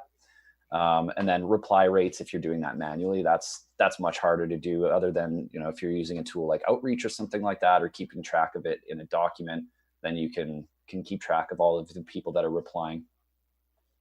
Yeah, and somebody had asked, I think it was Raul asked about, is this like, would these stats be different for multi-channel? I would say no. The whole idea behind multi-channel is you're going to get better conversion rates than if you're just going single channel. The advantages, there's advantages and disadvantages. Advantages to single channel is it's focused, especially if you're, solo account exec, you've got no, or SDR, and you have no tech or sales ops support, or you're a early founder. LinkedIn is the easiest platform because it's all in one. You pay LinkedIn their chunk of change, and you've got everything from, a way to reach prospects, a way to like search prospects, a way to message them. You've got your profile, so your website, it's all there. Whereas if you're doing this over email and phone, you need a Salesforce, you need a list, you need an outreach, you need a phone, you need XYZ. It's a whole lot more complex. And so the single channel, simple, easier. The multi-channel, more complex, but hopefully like you're going to put more effort in because you're going to get a higher overall conversion rate on that message. So effectively, you're going to spend a bit more time, resources, cash. Brandon? Yeah, absolutely. And there's been a couple different ways that I've gone about incorporating LinkedIn into a multi-channel campaign. If LinkedIn's later on in my campaign, often I find that my connection rates are low. It's because if you've sort of probably disqualified people who aren't a fit early. If any of them have seen your email and then they get the LinkedIn invitation, they might go, I'm familiar with this name. Yeah, I decided that their emails weren't relevant. That's why I didn't respond to them. So I'm probably not going to connect with them. But on the other end of the spectrum, I've thrown LinkedIn at the start of some of my multi-channel sequences. Connection rates the same as I would expect as if it was a single channel. But then over time, as emails were going out, my response rate probably was impacted positively because people saw that I connected with them, and then they see these emails. And so metrics would slowly climb after the fact. So it just depends which way you want to go about it. Perfect. I've got one more question in chat with Shaheem's asking, does conversation rate mean 1 to 3% of total invites or total connections, total replies? So what is that conversion rate? Conversion rate from total invites sent. So if I sent 100 invites, typically I want to be booking at least one meeting from that. You're thinking about just your capacity as a salesperson. How long might it take you to send 20 invitations out on LinkedIn in a day? Probably somewhere between 30 to 45 minutes, maybe a little bit longer than that if you're throwing a bit more personalization in there. So if you can, commit 30 minutes a day, let's say, to sending LinkedIn invitations out, you should be able to get 100 invitations out in a week fairly easily. And hopefully that books you a couple, maybe 3 meetings. And if you're getting another handful to 10 meetings a month from your LinkedIn activities, that's probably going to change your game a little bit. Especially if it's compounding, if it's happening on a regular basis, those kinds of efforts are really going to compound themselves. Kevin, I know we invited you here to share your perspective. We haven't really got too much into your style, your messaging. And I want to make sure, because I know we've got Rex sort of lined up around the 9:30 mark. So I want to make sure we leave some room. So we've talked about how Brandon would do his sort of, let's call it scaled personalization, where you're getting really, really honed in. I'd love if we could spend some time if you walk us through, like I guess when you're writing your messaging, you said you're going to CMOs, like where does your process start? And then I guess what would that look like? Yeah, so if Brandon's my CMO and I want to learn as much as I can about his company, and important to note that my message outreach is multi-channel. So the first step that I have, if I know that Brandon from Predictable Revenue is in my cadence, my first step is to learn as much about him and the company as possible. I do that at the start, so that way all of my messaging down the line, I don't have to constantly go look. We use SalesLoft at my company, but I know Outreach has the same capabilities. I put it right in the notes. I learn everything I learned about Brandon, right in my notes, links, the whole 9 yards, articles he wrote, anything is in there. So I have that right from the start. And then from there, I can go down for my emails and my LinkedIn messaging and immediately customize it based off of what I learned about him when I did my 30 minutes of research ahead of time. And I'm only doing that for my key prospects. That's not my second tier. And the message that you have up now is one of the ones that I use had used the last couple of weeks. And for before you get into the messaging, yeah. I'm curious. So where do you like? Do you write that down somewhere? Is there a way of storing that in LinkedIn? Do you store that in your CRM? Like, what does that look like? And then let's talk about how you get it into the messaging. Yeah. So yes, you can store it in all those places. Actually, LinkedIn allows you to store it. There's a notes tab in LinkedIn. You can store it in your CRM. I know people that do that. I prefer just to use right in SalesLoft in the notes tab. If anyone has SalesLoft, I know Outreach has similar capabilities. I think it doesn't really matter where you store it as long as you are storing it. The great thing as people switch jobs as well is when Brandon goes and works for a different company, which don't leave Brandon, you have those notes that follow him. So if he works for, if he moves somewhere else, then I have that information, all that personal stuff I have, and I can still reach out to. Certainly, it allows me to move. Yeah, it's certainly an advantage of having like storing it on LinkedIn versus say in your Salesforce or in your SalesLoft. I want to say I can't remember the company he was at. Jake Biscar, early podcast guest. He had his SDRs do something very similar, and they stored it in. They had 3 different types of information they were looking for, and they had 3 different fields in Salesforce. And he basically had written a process for this is how you fill in this information. And so that once you've typed it into your Salesforce, then you could pull that into your Outreach, your SalesLoft or whatever, and use that information as like personalization data, point 1, 2, 3, etc. So it sounds like you're doing something similar. Very similar, yeah. I'm not as nearly as automated as that, but that's awesome. Very cool. And so talk to me about so once we've got that research, what does the rest of the messaging look like? Yeah, so my first message on the Connect message is what I said earlier is trying to be as fun and as lighthearted and as unique as possible, largely because my people are getting bombarded with messaging from everyone wants a marketer, a CMO, a global CMO, head of brand. I think one of the important things anyone in the sales role should do is talk to your current clients. If you don't have current clients yet, see if you can have another SDR or someone on your team talk to someone on your team to find out, 1, why they took a meeting with you guys, 2, what the unique differentiating is, and 3, what their day looks like. If they're not spending time on LinkedIn, or if they're not answering emails, or they don't even have a phone on their desk, then it's a very good chance that other people in that job title are likely following the same thing. So once I get that content that I know about Brandon or whoever, I'm literally just plugging and playing. I use the best information I have up front or most timely, and I will just go down the line and constantly keep using this. A lot of times, the comments I get back are like, I don't know how you know all this, but this is like, I literally used a Facebook picture and put it in an email of a woman who took a hike on a Saturday to the top of this mountain in Canada. And I put it, and she posted on Facebook, and on Monday morning I said, looks like you had a great weekend. Like, it's borderline stalkerish almost, but I was going to say.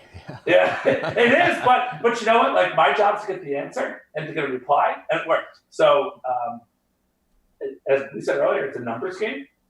And for every 1 I'm pissing off, if I can get 2 that say yes, like, that's worth it for me. How much time are you budgeting for this like research step? Because actually, maybe let me ask you a different question. How many prospects would you be going after, like say in a week and a month? Like what would be your total list number of people? And then like how much time per would you spend? Because I think that the 2 would sort of add context.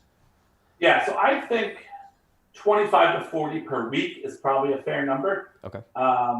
And on each one of it depends. Like someone like you who doesn't have LinkedIn content, I have to spend a lot more time on. Some people are like ghost and they have no digital footprint whatsoever, and it's really hard to find something on. And sometimes with that, I just can't personalize because they don't have much. If I have to dive deep into your Instagram and your Facebook and your Twitter, it's certainly going to take longer. I look at, if it's a publicly traded company, I look at statements from the company. I spend anywhere between 5 and 20 minutes, depending on the prospect and how much information is out there. That's a good amount of time sort of spent researching every week. Now, remember, this is the people that are going to dramatically change my year. These are my whales. The clients that if I sell this client, it's way worth any amount of time I spend on this. People are asking, Kevin's so awesome, where were you hiding? I think. Where am I hiding? Where were you hiding? I think Rahul was saying he hadn't seen you before. So I think you're part of the Revenue Collective, right? One of the founding members? No, Rev Genius. Rev Genius, sorry. Yeah. So you can always find me there. I mean, hit me up on LinkedIn if you want to talk. I'm always top salespeople, marketing people. I love you guys. Hit me up. Beautiful. I'm gonna throw, if you're cool with that, I throw your profile in the chat here. And I know we've got a couple of people in chat that had sent us LinkedIn messages. We got 6 minutes. Let's do like lightning round feedback. I'll set a timer of like, let me get this in, but Brandon, can you share your screen, pull up that messaging? I'll give everybody a minute. We'll rip through it, and then we'll say our goodbyes, and we'll get Rex on here, who's coming up, and we're going to talk about sort of the secrets to like a really successful sequence that like actually convert. So let me just throw Kevin's LinkedIn in the chat here. Brian, I see you've got some questions about numbers. I don't have time to do math in my head. But basically, Brandon, back to your messages, back to your numbers. Brian, how many of 100 connections, 100 connection requests, how many meetings would you expect to get? It's like at least one. There you go. Yeah, at least one. I have clients that book like 6 meetings per 100 invites though. So, it can range. And again, it's depending on your target market, the solution that you have, how compelling and differentiated it is. If you're in a saturated market, you're probably not going to be able to expect that. But yeah, at least one, probably 2, 3. And then on the outlier cases, more than that, or sometimes less than that if you've got a really challenging market that you're going into. So test it out, find what works for you, and find what makes sense from an investment of time standpoint. How much time are you going to put into it? What are you actually getting out?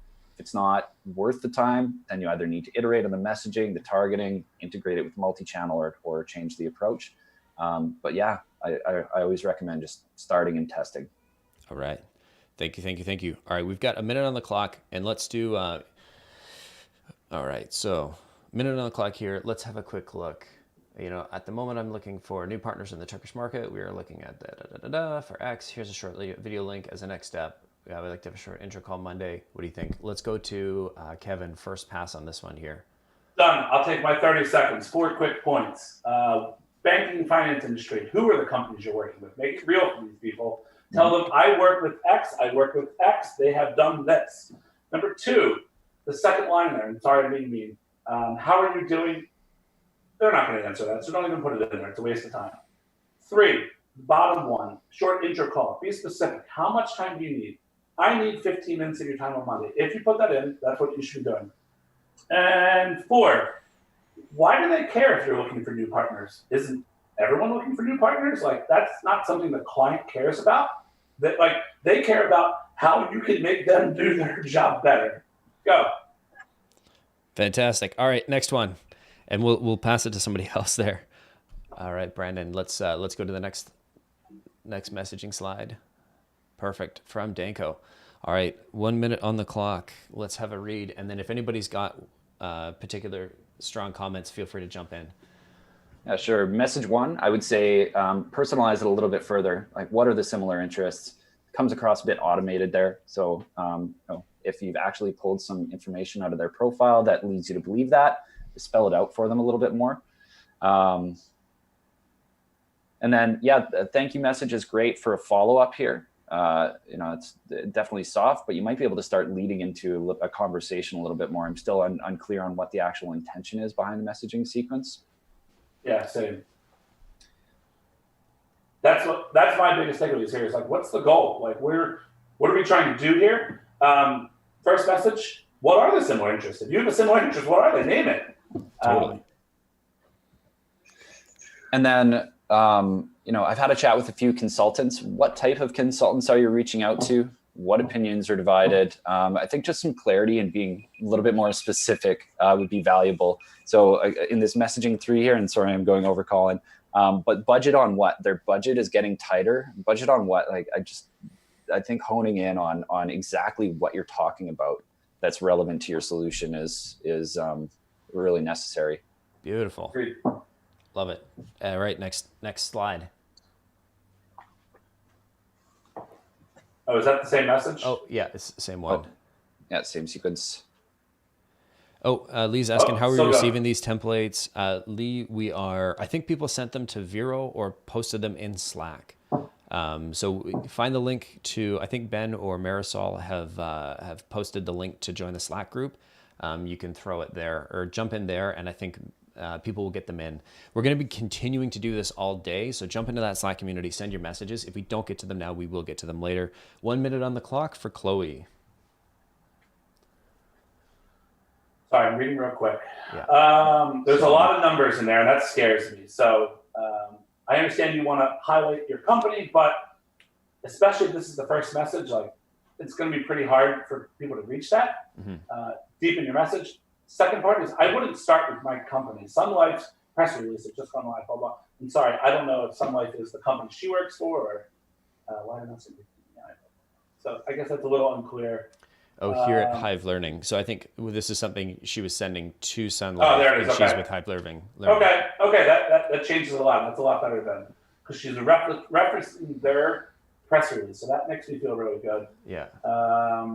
If it's my press release, I would just say, hey, I saw that your press release said this. You don't have to say like Sun Life's press release, blah, blah, blah. And I agree. Yeah.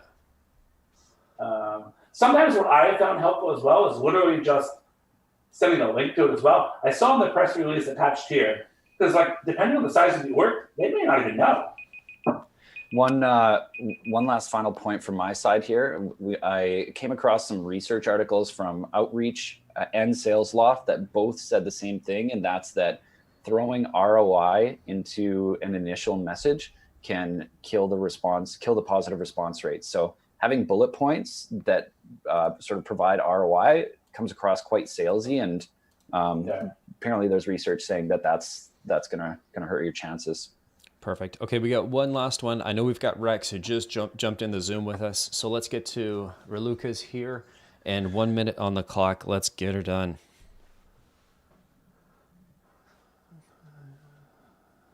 So that connection message is a lot. That's a lot to breathe in. You're asking a person to read at least 3 sentences that are decently long. I would shorten that up and tighten it considerably. But overall, the personalization is pretty good. I'm happy.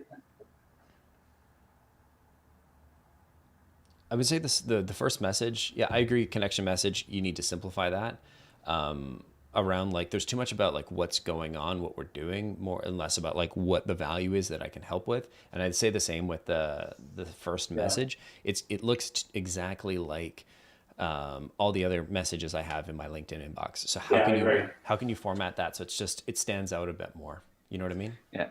And I would say, again, I'll beat this one, over the head tons of times, but it's just be more customer centric. People want to hear how you've learned about them as opposed to this is what we do. This is what we do. This is how we help. But people want to hear a story about themselves and how you're relevant to that, as opposed to just getting an article about what it is that you're doing. Fantastic. Okay, the next ones, I think these are all Reluca's here, so we got a bunch of messages. We don't have any more time. We'll do a similar round here with Rex. So if you've got messages, Ashley, I see you just sent me some on Slack. Let's get them all to Marisol or Ben, and we'll do another round of this. But I wanted to just close and say, Brandon, Kevin, thank you so much for jumping on the stream with us. This was super fun. What's the best way for people to get in touch if they want to reach out? Not on LinkedIn very often. No, kidding. Feel free to add me on LinkedIn. I feel like that's the easiest way. Same with me. I'm going to be in the Slack channel afterwards as well. If people want to hit me up, or I'll do a few more of these for a little bit. If anyone has any questions, feel free. Awesome. Well, thanks so much for joining us, Kevin. And if you want to ask him and ping him some questions, jump in the Slack. Kevin will be there. With that being said, I'm going to pass this to, I believe we got Sarah and Tyler and Rex. Coming on. Yeah. Thank you so much, Kevin and Brandon. Wonderful having you, and welcome to our next guests, Tyler and Rex Biberston. So Rex is somebody that I know a little bit because we actually did a podcast together recently. Rex is the co-author of the book Outbound Sales No Fluff. He's a longtime top of funnel sales consultant and a head of sales and marketing for OpenSense. He's worked with over 100 early stage companies to take products to market. And he builds processes that help sales professionals have winning conversations with their ideal buyers. So that's why we've brought him on. He's a wonderful resource. And then Tyler Krenbrink is one of my wonderful colleagues at Predictable Revenue. So he is an account strategist. That means that he's prospecting on behalf of a variety of different clients in different industries. So he's got a wealth of kind of varied knowledge in prospecting. He specializes in synthesizing complex solutions into relevant, concise messaging, which is something that's so important with Outbound. His sales background has given him ground level insight into the persona psychology, which informs tone, copy, and how to effectively position value in a sea of pitches. So that's something we even touched on at the end of the last session. So those of you that are still here, we're just going to give you some more context on how to solve those problems. So yeah, welcome you two. I'll let you say hi here for a sec. Yeah, thanks. Excited to be here. Always enjoy a good session with the Predictable Revenue team. I know, Sarah, we had a fun time last time talking about sequences and some of the things that Tyler and I will probably dig into today, maybe a little more in depth with some great examples that people have shared. Perfect. Rex, I wanted to say hello before I jumped off, but I'm gonna kill my video for a bit, go grab a cup of coffee. I might come back and join you guys because anytime Rex has something to say, I definitely want to be listening. Same goes for Tyler. So it's good to see you both. I'm gonna kill my video for a bit, but I'll be around. And chat, I'll still be shouting out to these people. And Ben is still keeping an eye on chat, so feel free, just throw stuff in chat. Ben will make sure it gets to the speakers, even if you can't see my face. Cool. And yeah, hello, Tyler. Thank you for the generous introduction. It felt like I got a lot of confidence, I got a lot to live up to right now. I'm excited to dig into it. It's kind of an ethereal topic that we're about to get into. Yeah, totally. Just want to reiterate what Colin said about tossing questions in the chat. So Ben is going to be there to copy and paste them over to me. I'm going to pose them to these guys kind of, I think, when it's most relevant. So if some of your questions get kind of left to the end, that's on purpose. If they don't get answered, these two will be active in that Slack community to answer any of those unanswered questions. So now's a really good time to join that Slack community if you haven't already. That link is there in the YouTube chat. Just a kind of a brief overview of what we'll be talking about before we dive into the details here. We're going to be talking about the secret formula framework and the 4 things that are within that secret formula framework. Wow, flamework. Secret formula framework. We'll actually leave that to the imagination. We'll let these guys touch on that in a sec.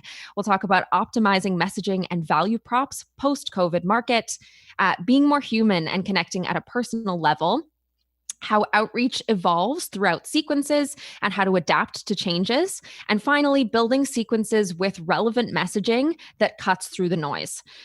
So one last thing I want to say before I leave it to these two is if you guys have any sequences, I know that we asked for some of them in the last talk. So if you have any sequences that you want us to have a look at, we'll leave a little bit of time at the end for Rex and Tyler to do a bit of a live audit and give some of their input on some sequences.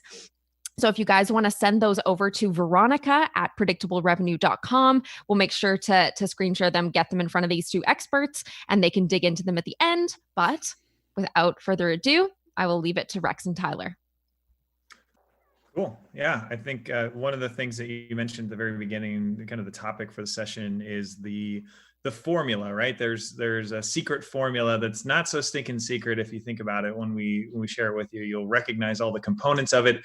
I think the most important thing is the order in which we place those components, because if you put the wrong thing first, then you're going to spend a lot of time doing the wrong activities, focus on the wrong areas of effort. So I'll break it down, and Tyler, I'll have you add to it if that's okay. So the core of this thing that I've been talking about for years and wrote about in the book with my friend Ryan it's figuring out your right target. So are you talking to the right people, the right message? So that's the second component.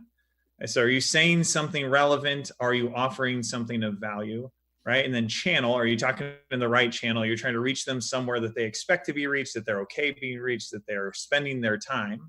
And then ultimately is timing. Is this the right time to reach out to them? Is there some signal that you can leverage to know, hey, this person now should be most likely to take a conversation around this a little bit further? So those are the 4 key components. So target, message, channel, timing, taken in that order. Tyler, I know you and I chatted about this ahead of this event, and I would love to hear, obviously share some thoughts on this, and we can keep going deeper on it. Yeah, so when I bring on a new client, this is definitely the framework that I use. It's really important to get at the top of that list and understand who you're reaching out to before you design anything. Because if you design your messaging and it's irrelevant to your persona, you're building out your sequence and it's not necessarily going to be optimized for the people that you're reaching out to. It just sort of like all falls apart. So you really need the context of the first thing to be able to move on to the next. Yeah. Yeah, and when it comes to the target, I think we'll do probably some breakdowns of some sequences that have been shared. But when I think about targeting, we're thinking at first the company level. So what types of companies have we helped in the past? Are we looking to help? And then we break it down by persona. There doesn't always have to be a theme by something like industry. Company size is generally going to be something that's thematically consistent across a segment. Like when we build out a campaign for OpenSense or from some of my past clients, it definitely comes out like size is relevant because companies with 100 employees are very different than companies with 10,000 or more employees. I mean, vastly different, even with the same title. So you can't just go by persona. You can't say all CMOs have the same problems. I mean, not even close. Not even close. So we think about it in terms of company, and then we think about it in terms of the individual contact that you're going to be reaching out to. And we group those in personas so that we know, hey, generally speaking, in this segment, people with this title or type of responsibility are going to have these same types of problems. So that then we know we can master the message. We can make that relevant to this individual at this company at this time. So Tyler, if you want to add to that. Yeah, and another thing that I like to look at, at the company level here is if our value prop is going to be, sort of consistent across different types of industries. So, we may have like very granular, positions here that we could offer to something within this industry, but if that is replicatable across like maybe some tertiary or similar companies here, and we can scale that, and scalability is really what I look for when I'm designing sequences and outreach because time is really limited. That's sort of like the next stage that I'm looking to get into. Sure. Sarah, I don't know if you had anything to throw in there from your experience or if you have any questions you want to bring up when we talk about kind of the targeting component of the formula there. Yeah, I mean, my experience is kind of similar to Tyler's in that I'm looking for scalability. For a lot of my career here at Predictable Revenue, I've been the sole outbound SDR. So I'm really looking for volume, but of course volume is not more important than quality. So something like Tyler's saying there, if I can find a value prop and narrow it down in the list building so that I can be as relevant as possible and as personalized as possible with the smallest amount of work in each message that I'm sending out, that's ideal for me. Well, I think something that we haven't hit on that is a very common issue for people building out sequences and campaigns and thinking along these lines. They're thinking too broadly. Like the answer to your targeting is probably you're too broad. If it's not, I can't give you a secret number. There's a secret formula. There's no secret number for how many prospects you want in a given campaign. I look for at least 100, right? I need to have enough conversations that it's, worth my time to customize and tailor. Like, that your conversion rates aren't going to be 100%. So you've got to have enough conversations first, from those conversations converting to ideally meetings or next conversations. But what I look for, so if you're talking about segmenting, I have a lot of customers I've worked with in the past who said, oh, we can sell to anyone. Great.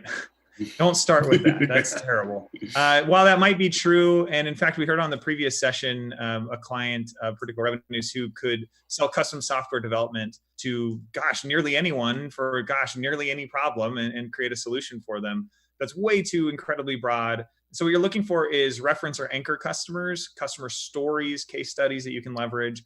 So even if, at OpenSense, we work with a ton of banks. Banks freaking love us. Like that's just one of the segments that have happened to come up through our inbound marketing primarily. And we've noticed a lot of banks. That doesn't mean that we only sell to banks. It doesn't mean I change my website just for banks. But it sounds like it's probably worth my time to build out a campaign for banking and finance. Like this is probably well worth it because now I can reference customers by name. I don't have to just say we work with companies like you. I can say we work with this company and that company, or banks of a certain size in a certain region similar to you. So like there's more personalization, but there's still some scalability there because there's a lot of banks out there. So you don't want to go too broad. You don't want to go too narrow, but I would say err on the side of caution for narrow. Like shoot for that smaller audience rather than the larger one because you're competing with everybody else trying to get these people's time. So when we're talking about targeting, that's what leads to messaging. It's all about that critical component of targeting first. That's why we do it before messaging, before channel, before timing, because none of that matters until you know the person at the type of company you're trying to sell to. I'd love to jump in here just to ask those people in the YouTube chat, can you give us your targeting criteria for a number of campaigns or one campaign that you're doing right now? And we'll get these guys to take a look at it and let you know whether they think that's narrow enough. Take the time, toss that in, think about whatever your current campaign is, maybe your best performing, your worst performing, toss in. So like title, geography, company size, revenue, anything that you use for targeting, toss that in and we'll take a look at it. But back to you guys. Awesome. Yeah. Tyler, any other thoughts on targeting before we start chatting about messaging? I got a couple thoughts. I also just want to sort of address that this is just working with sales teams about generating new cold leads is that, and having worked in the past as a salesperson myself, I understand that confidence that gets when you say I can sell this to anybody. And what we really want to do with this kind of cold outreach is that once you get in front of somebody, absolutely, you know what, you do your thing. And what we really need to do is kind of build out this messaging that has and targeting that really has that relevant messaging, relevant, pain points, relevant targeting. Otherwise, we're never going to have these conversations. Yeah. One of the things that I tell all my sales reps and anybody I've coached in the past is it's our job to sell to them, not their job to buy from us. So it's your job to figure out why is this relevant to them, to do the heavy lifting, to make it obvious. I mean, you've got to make it stupid obvious that this is valuable to them. Because the thing you're fighting against is not only the inundation of all the channels out there, especially post-COVID, where everybody's back on the phones, everybody's back on email, everybody's on social because we're not going to events, we're changing the channels that we're using. But you're competing with the status quo, which is so much more powerful than doing anything at all. When we talk about the personas in targeting, what is it that is going to cost them their job? What puts their head on the chopping block and what's going to get them a raise? Those are the ways that we need to be thinking about targeting. I don't know if you have anything to add to that, Tyler. Yeah, no, I absolutely agree that getting onto that sort of risk aversion, I think is sort of the way that a lot of people should be looking to go these days. We're kind of getting out of a really rough spot here. And what companies are really looking to do is get things to be more stable, add more value, be more efficient. But, it's not necessarily something that after having been in the status quo for so long, you're going to be aware of. So what our responsibility is here is to really figure out how we're going to position ourselves and get into their inbox and be like, oh shit, that actually makes so much sense for me. Yeah, let's actually talk, where I'm going to read this message, and when you get back to me, I'll have had an impression already. Yeah. Sarah, did we get anybody through the chat there? Doesn't look like we have anybody yet. So let's just move ahead and we can always come back to those. Oh, actually, here, one just popped in as I'm speaking. They're all coming in. Cool. Great timing, guys. Okay, so here's one. Funding stage, technologies they're currently using. Just those two. Yeah, so those are terrific components if they're relevant to the product you're offering, or if you have a company of a similar funding stage with similar technologies currently leveraged. I mean, it's only useful if it's relevant, if it makes your case more obvious for them. But two great criteria. There's tons of other criteria we didn't mention. Tyler, maybe we should break these down a little bit further from what you've seen. But funding stage could be it. Even I'd say when we're looking at targeting an individual. So let's say our market's really, really broad. One of the things you can do is in LinkedIn Sales Navigator, go look for people who were previously at a current customer of yours. If you have big national customers and people move on all the time, hey, previously at my current customer or a past customer of ours, there's a natural introduction. Hey, we used to manage the email signatures over at Salesforce and you used to be there last year. We should talk. It's crazy. What a small world. A lot easier, more natural there. So you go down the persona route and look for those individual contacts who fit those certain criteria. But funding stage, technologies they're currently using, the recency of their hire. So if they just got brought on, this is typically a trigger for people to reach out and say, hey, you're probably looking for, kind of shake things up and make an impact right out of the gates as a new executive, for example.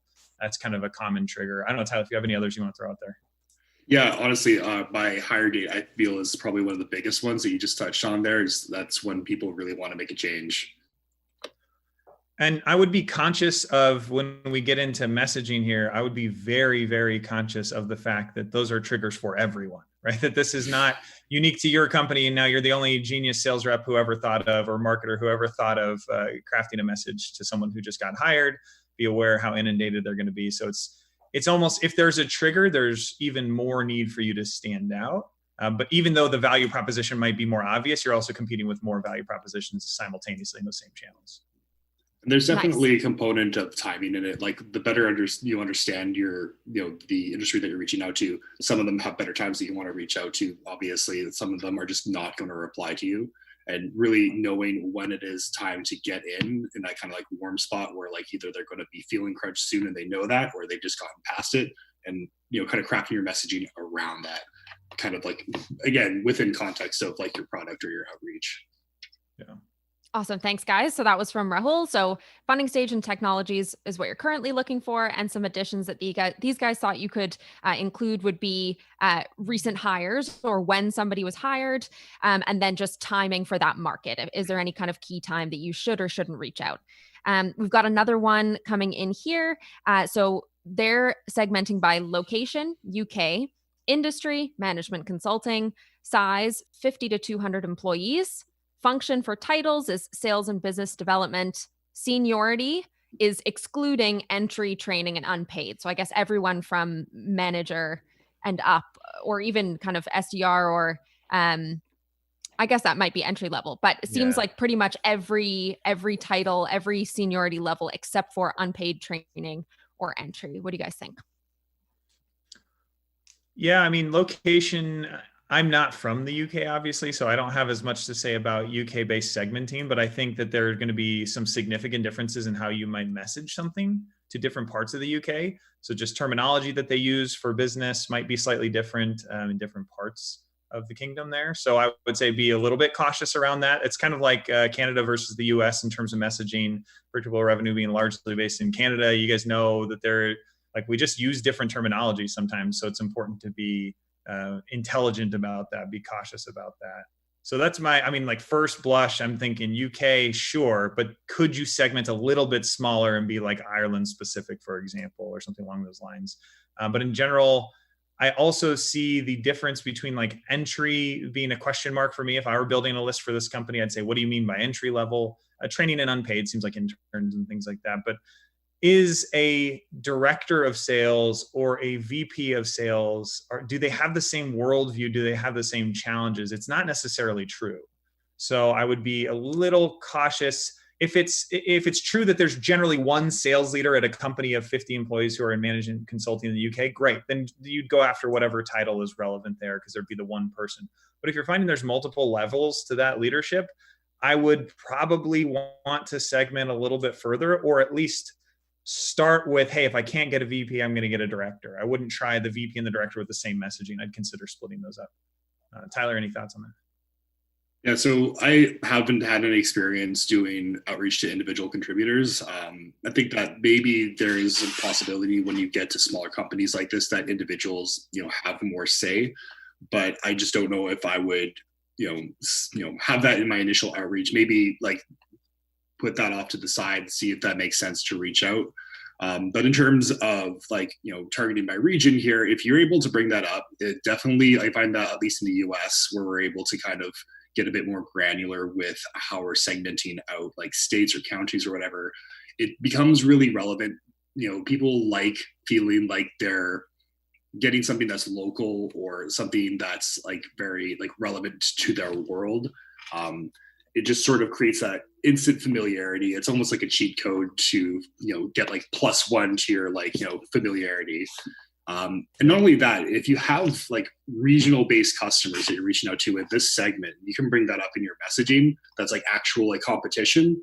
That's going to be huge. It's going to have a big impact on your positive rate. So I think that if you're able to go, the UK is like pretty densely populated. And I'm not familiar with how to segment out like list building there, but if you're able to do that like really regionally, and my basic understanding around the different regions in the UK are soccer teams, so use that as a little like cheat code to figure out where you're relevant.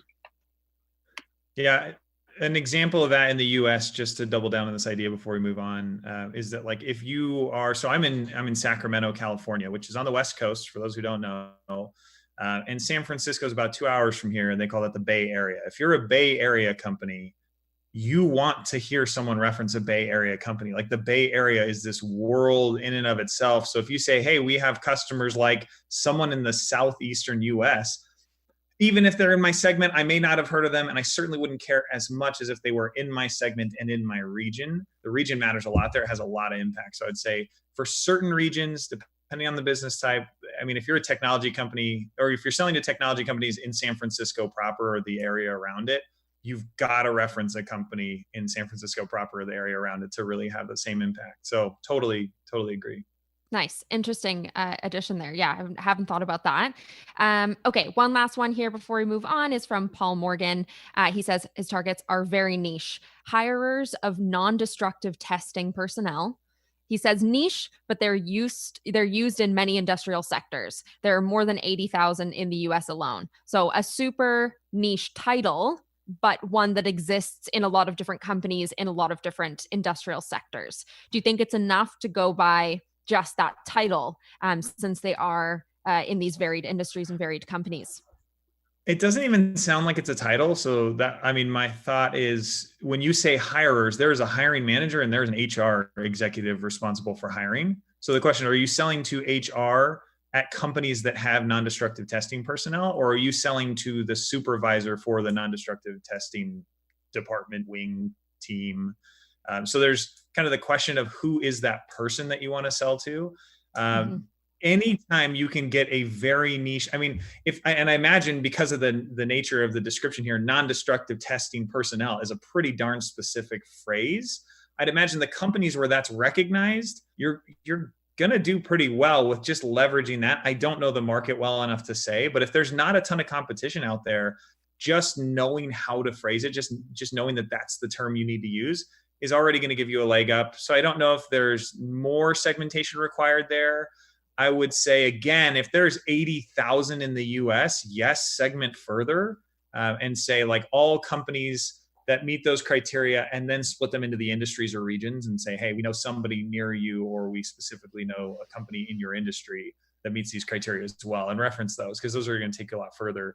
But yeah, like NDT, the fact that you know that that's an acronym you could use probably means you've got a niche industry enough that you're going to win by just referencing that. Tyler, yeah. Yeah, you hit the nail on the head there about the persona. Like if you can get that deep into your niche, then that's going to do wonders for you. But if you had 80,000 contacts, then you have enough data to be able to, break that off and run some tests and get like the lowest hanging fruit rolling out.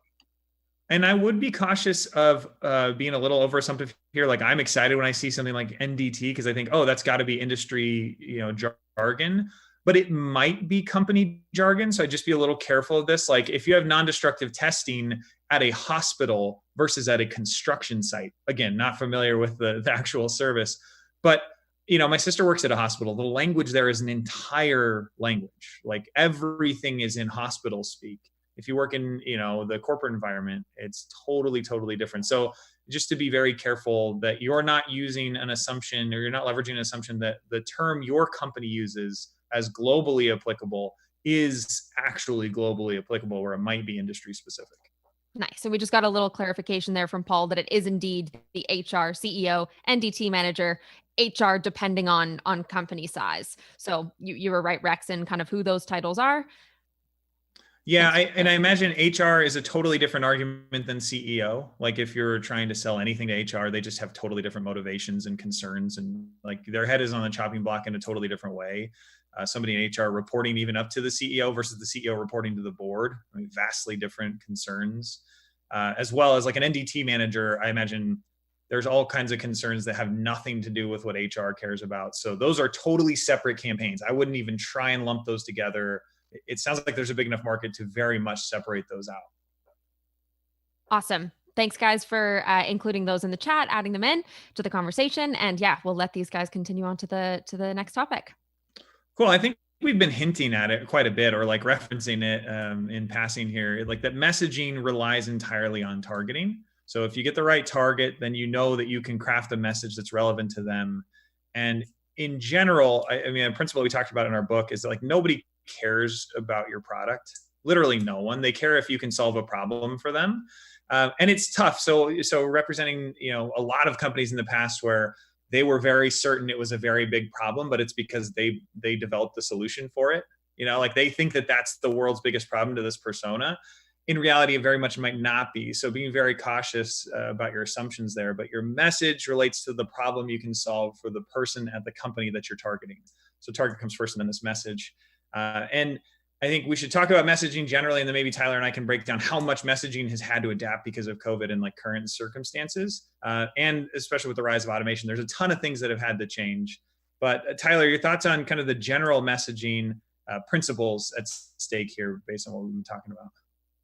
Yeah, so there's definitely like a need for the persona to come first and to build your outreach around that. And that's also going to inform, how your cadence works, which is to say, like, which steps come at what point, and we'll get into that a little bit as we get deeper into engagement. But I think you got onto the right point there, Grex. Yeah, and messaging kind of encompasses two things, right? So it's your offer and it's how you phrase it. I would say remembering that your offer is competing with literally doing nothing except hitting delete or ignoring you. So it's very, very difficult to present an offer that is more compelling than doing nothing at all. Because they likely didn't get their job because they're stupid or don't know what they're doing. They likely got their job because they were expected to be able to perform, and they weren't looking for you to interrupt their day and offer them something. But if you can provide a compelling offer, fantastic. I'll give you an example of a compelling offer I saw just the other day. I was working with a company that was trying to improve their messaging, and they help retailers work with brands that are more artisanal, and so they can get those brands into the retailers. And they were offering in a cold email to retailers, hey, would you mind if I shared with you, or would you be interested in me sharing with you 3 brands we think would be a hot selling item at your retail establishment? That is a lot of value right up front. And it doesn't require a lot of work, but it clearly presents value. So like the offer in the message there is, I'm going to tell you some brands that you could totally go around me on and reach out to them, but it just proves the point that I know what I'm doing. So it's very relevant, very focused, but it didn't actually require them to do it up front, which was awesome because it saved them the time of all the incredible painstaking research, but really was used as a signal. Hey, these brands or these retailers are considering new brands. I should spend the extra time to go and talk to them. So where I think about the offer is being as clearly valuable as possible. So it's better than doing nothing. And then when you're competing with others in your space, how do you make it different? Because like a custom software development shop, you're competing with literally 1,000 other custom software development shops. How do you not just offer conversation, right? How do you do something more? So Tyler, maybe you can share some of the offers you guys have leveraged or some that you've seen that are successful. What we find most success in, or what I've been personally finding most success in, is when we're really able to not even really talk about the solution at all. We really just talk about like what it is that we're solving with it, and doing it as concisely and as plainly as possible, so that we put it on the table, we introduce ourselves, and we introduce ourselves and we follow up with like, hey, you know what, this is what you're going to achieve with this, a little bit about it, but does it sound like worth your time? Which is a very kind of like traditional like outreach.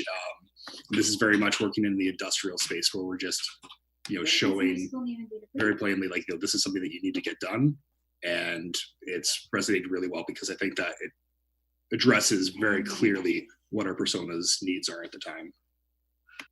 Yeah, and there are industries where just offering a conversation, and depending on the problem that you solve, offering a conversation is enough. Like, frankly, it's totally sufficient. Like you mentioned, industrial sector, maybe they haven't been as inundated with the offer of a 30 or 15-minute meeting as everybody else.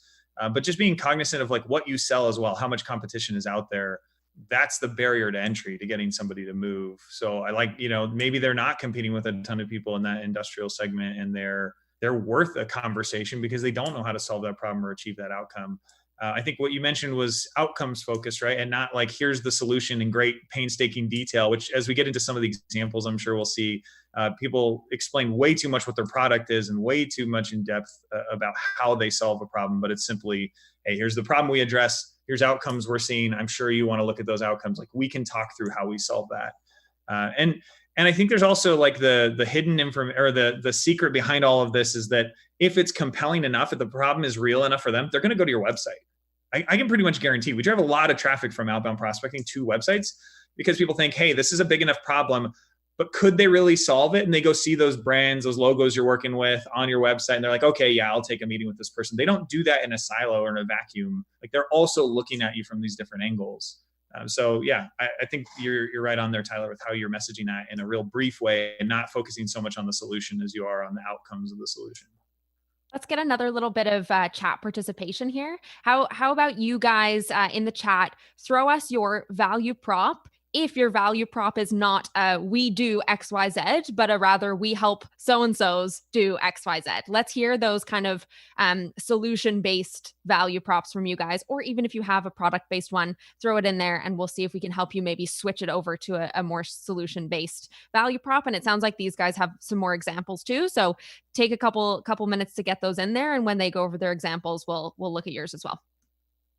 And this can be one of the hardest things for people to do. So while everybody's thinking about how to chat this in, don't be afraid. I always recommend that people write a 10-word and a 30-word. This is just an approximation. It doesn't need to be exactly that many words, but we help X do Y by Z. So Z is the process or the methodology or the solution, but you're talking about we help X, who's the target, to accomplish Y, which is the outcome, through Z. And you might include a bit of the problem in the explanation of what the outcome is, right? Like, we help them to eliminate this problem, or we help them to increase this stat, whatever it is.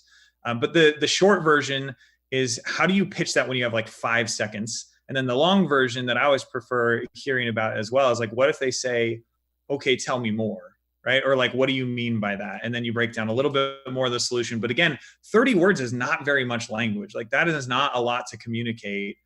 So it's not you getting super verbose about your solution. So it still keeps it pretty tight. And if you have both of those, you can craft a lot of great emails. You can prep a lot of great cold call scripts. You can do a lot of great LinkedIn work. But the 10 and 30 word form are usually pretty helpful. And ironically enough, like, while that's not a lot of words or language to use from like a sales perspective, from your prospect perspective, that's a time sink. And honestly, like, even 30 words, if I'm really busy and I'm slammed and I get an email and it's like indented twice, if I don't know about you, I'm probably not going to read it. Yeah. It's definitely the 30 word is the follow-up, right? Is the, I don't know if I'm ready to take a meeting. Tell me more about this. Great. Like, now I have a shot. Now I have something that needs to be super impactful and clear, but still pretty darn short. I mean, 30 words, just not a lot. Yeah. And a lot of the, theory and, direction that I go with my messaging is to make sure that I'm not even really like trying to get too deep into like a value prop or anything like that. Is I want to introduce like a cold prospect into, like what it is we're doing, what we're looking to have a conversation about, but even just to go to like a discovery call, because I think that like if somebody's never heard of you, then you really can't expect anything better than to get them to a position where they're willing to give you time of day. And that's, at very early stages of an engagement, that's a huge success. And that's what we really need to focus in on achieving.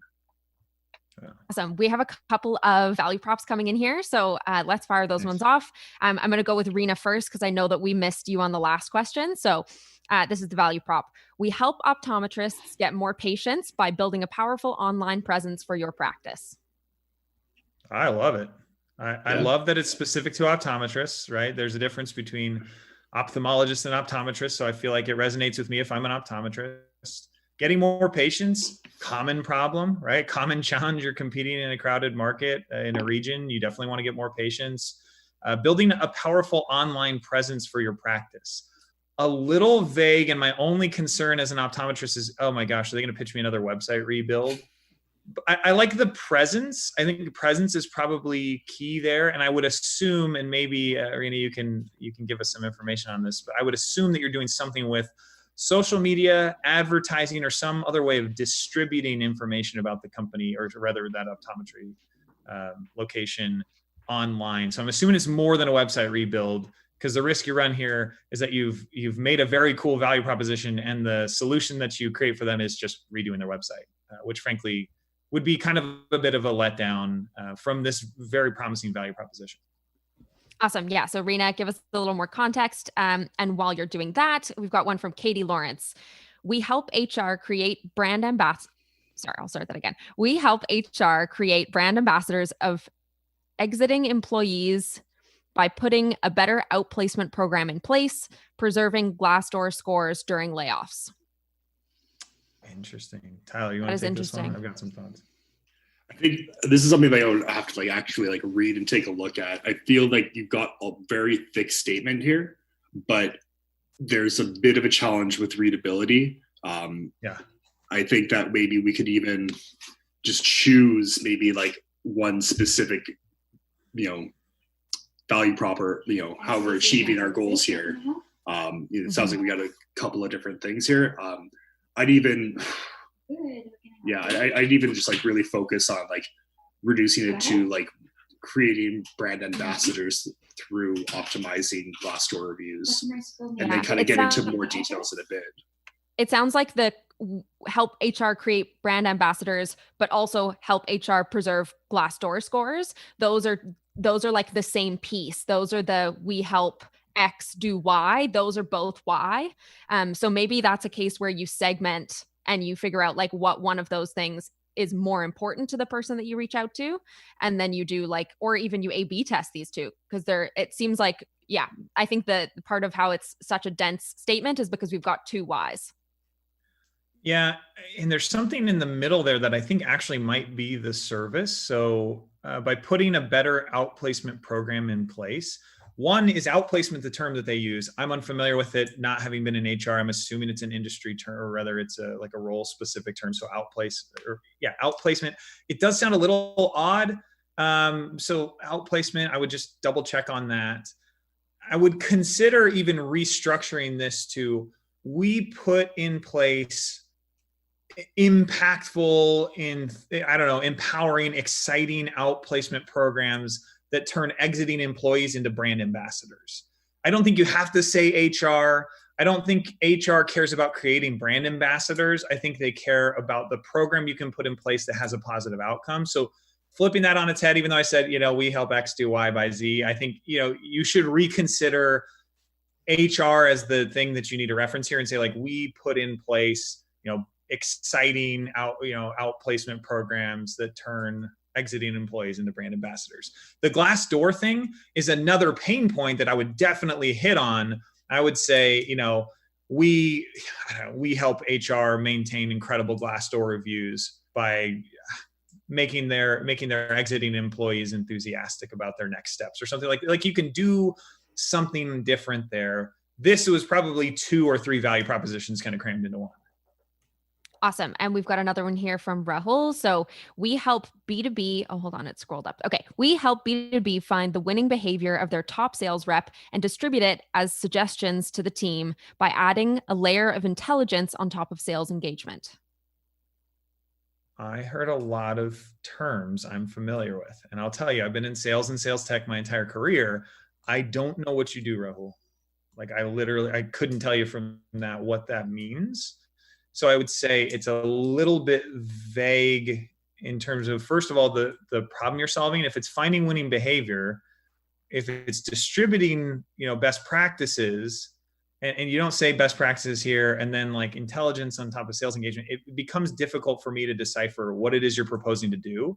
And because whether you're a data provider or a piece of software in sales, you kind of propose to do this with a million different solutions. I want to know a little bit more about how you're positioning yourself so that I can compare you to things I know, especially in sales technology, sales services. It's very inundated with options, and everybody promises bigger deals, faster deals, more deals, whatever it is, like the winning formula here. You could be literally anything here. So I would say, help us focus this down into what it is that you're actually providing. I would actually be a little more solution oriented than outcomes oriented in this particular case. Tyler, I don't know what your thoughts are.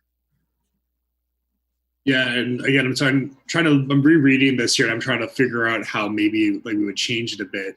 I think that like we could definitely condense a lot of like B2B to find the winning behavior of the top sales reps, and I think that like we just winning behavior or winning sales behaviors and distribute suggestions to the team by adding a layer of, get more into like more specific to your solution here, so we kind of understand a little bit better what it is that we're looking to do here. My guess, and Tyler, correct me if you think it's different here, and Rahul, maybe you can add some, but it sounds like what you're going to do is assess my top players, right? My best sales reps, take what makes them great and apply it to our sales engagement platform to make it easier for my other reps to replicate. So I would say, like, we replicate your top performing sales reps right where your other sales reps live, or like being a little more focused on how you accomplish it, but still very brief. If it's literally a layer of intelligence on top of sales engagement, that could be data, that could be a whole bunch of things. But I would focus on like, hey, we turn your B players into A players, or like just a little bit more specific about performance enhancement through your sales engagement technology. I don't know. I think that's where I'd go with that one. Okay, we'll just talk about one more here so that we can get on to the next topic you guys have. So from Joe McGee, FreightPay helps finance managers and logistics operations digitize payments to reconcile disputes faster and provide better cash flow insights. Logistics operations.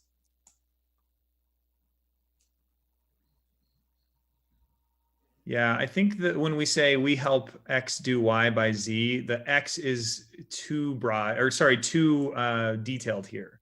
So when you talk about finance managers in logistics operations, I would consider saying logistics operations, or like we help. I'm trying to think if these are logistics companies or the finance manager over logistics operations at large enterprise companies, manufacturers, for example. So like, is it the people who are managing the finance around the shipment of goods being produced, or are you talking to logistics companies? And like, it's a little unclear who the target is here. So it's a little hard to provide advice on that.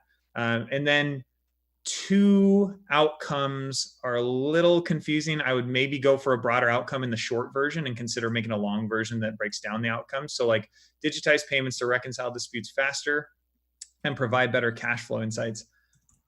I would cut out half of that and just, either digitize payments or I'd probably not emphasize digitize payments, but probably emphasize the reconcile disputes faster, providing better cash flow insights, or just provide better cash flow insights. Like, focus on one outcome of those two things. I don't know, Tyler. Yeah, I definitely agree with you on, just choosing one of those outcomes here. And it even looked like, because it looks like we've got a good idea about who we want to target, and that's great to like kind of like reference. But if you're able to get the insight to figure out internally how to like refer to them, like, by their job, but not by their title, and it's kind of hard, and you can't always really do it. But if you can synthesize that into something that's like a little bit tighter, a little bit more relevant there, I think that you've got a really like strong proposition for them. But if I'm looking at that and be like, well, I know that I'm a finance manager in logistics operations. Yeah. Why am I be referring to as such? Yeah. Nice. So you guys, I know a couple of you, Paul Morgan, Rena, you had some more context. Rahul, you had some more, and Paul Roberts. Hang on to those ideas, put them in the Slack chat so that we can have Rex and Tyler get to them. But I want to make sure that they get through the rest of their presentation. So back to you guys. Yeah, so we've talked about target, we've talked about message. I think we ought to talk about channel, because a lot of what we have referenced is optimizing for email, but that is definitely not the only channel. I don't want anybody to think that's the only channel. There's also a channel we can piggyback on top of email. So I'll say, like, look, I'm a huge cold calling fan. The very first time I interacted with the Predictable Revenue team, Colin and I chatted about how to nail the first 30 seconds of a cold call. I mean, it's like a very, very special skill set, but it can be used in so many different ways. And I think cold calling in conjunction with cold emailing, in conjunction with cold LinkedIn, the last session before us on LinkedIn, there were some phenomenal takeaways from that one. Heard some really great ideas that resonate here. It's about target, it's about message, and it's about timing there. So nothing new under the sun, really. But for channel, look, we tend to optimize for channels we like, whether as leaders or as companies or as individual contributors. We tend to optimize for the things we like doing, and that's totally the wrong way of doing it. My preference is, of course, to optimize for the person receiving the message. So I met with Trish Bertuzzi some time back, and we talked about the fact that, a lot of marketers are more into the digital medium. So if you can optimize for email, you're going to find a greater win rate, and you can reach them more easily than over mobile devices, or rather over the phone. We had a chance to try and call on IT back in the day at my previous agency, and IT is really freaking tough to get on the phone. So optimizing for certain channels is persona based largely. It could be company based. Like if you're trying to reach construction companies, they're on job sites. If you don't have their mobile phone, good freaking luck reaching them over the phone. You're going to reach a gatekeeper all day long. So I wouldn't say like, hey, because I love the phone, we should talk about optimizing for the phone. I would say optimize for the recipient, for the buyer, the person you're trying to reach. It has nothing to do with what you like, what you prefer, what you're good at. If you're not good at something that they prefer to receive, go get good at it or hire somebody who's good at it, because you need to be optimizing for them, not for yourself. Yeah, I definitely agree with that. And as much as you can, with automation becoming more and more of a standard thing, you have the tools to figure out where you're connecting. If it's like calls at a specific point in a sequence, if it's emails at a specific point, if you're calling based off of engagement, like just use the data that you have to evolve your sequence appropriately. And Rex is right. Like IT has always been a very challenging contact to get through to. And especially now with everybody's transitioning to working from home, like I think that like pretty much everybody's a lot more difficult to get through on the phone, just because everybody's getting set up at office using Zoom. Office phones are probably not going to be a thing for much longer, as far as I'm concerned. Yeah, if you could cold Zoom call somebody, I'm sure we'd do pretty well these days with that.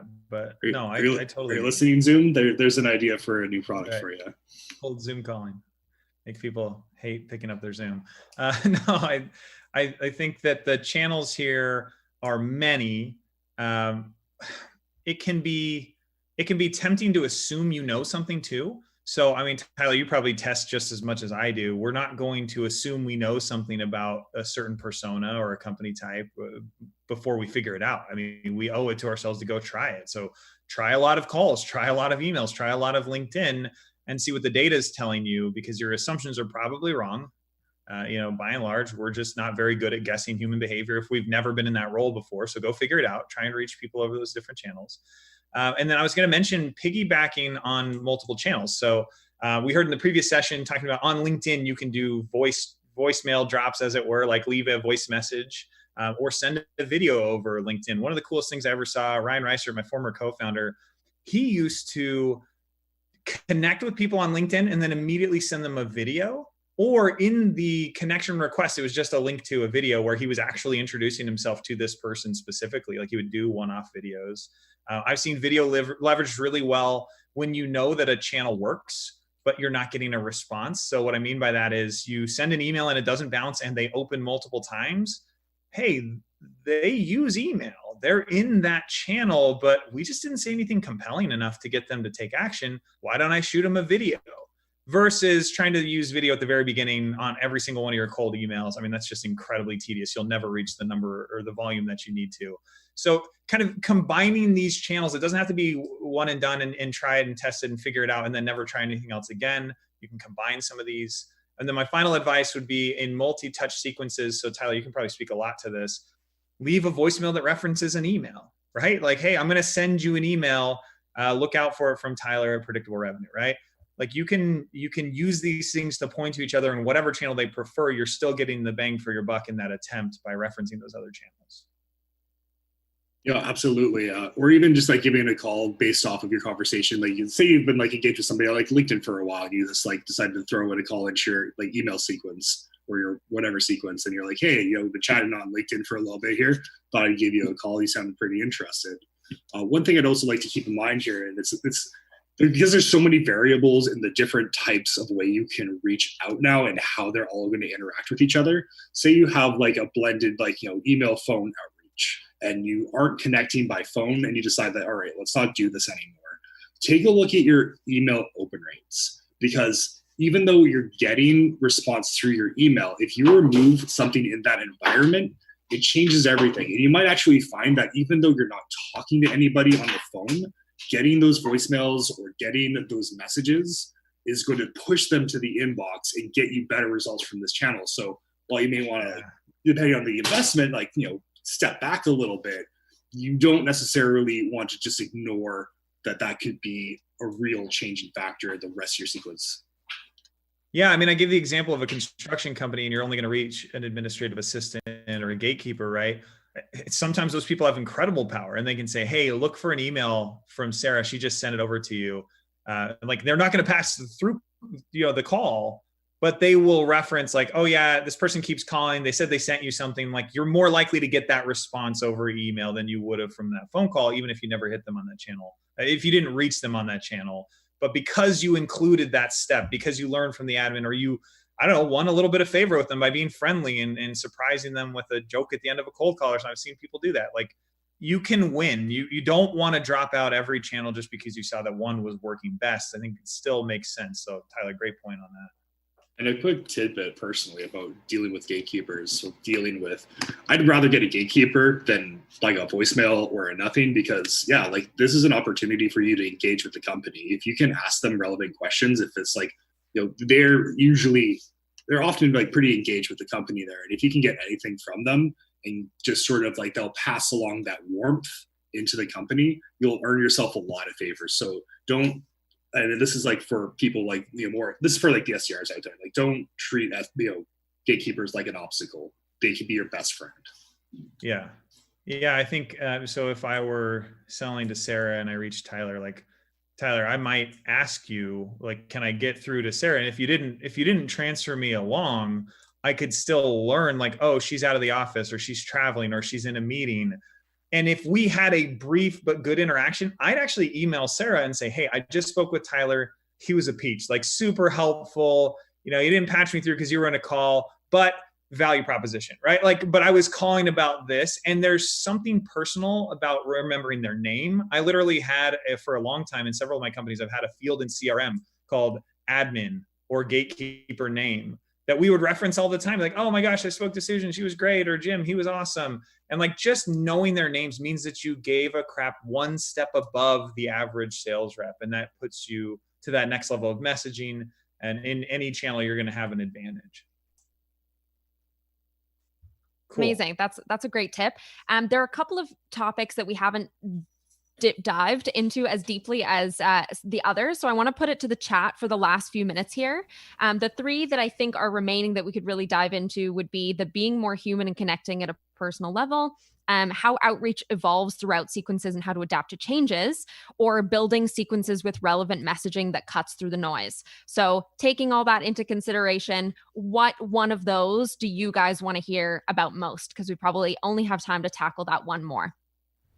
I'll tell you 1 and 3 are combined. Disembodied voice coming in here from Colin.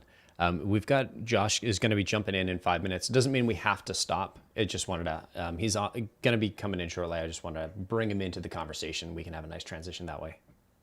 Cool.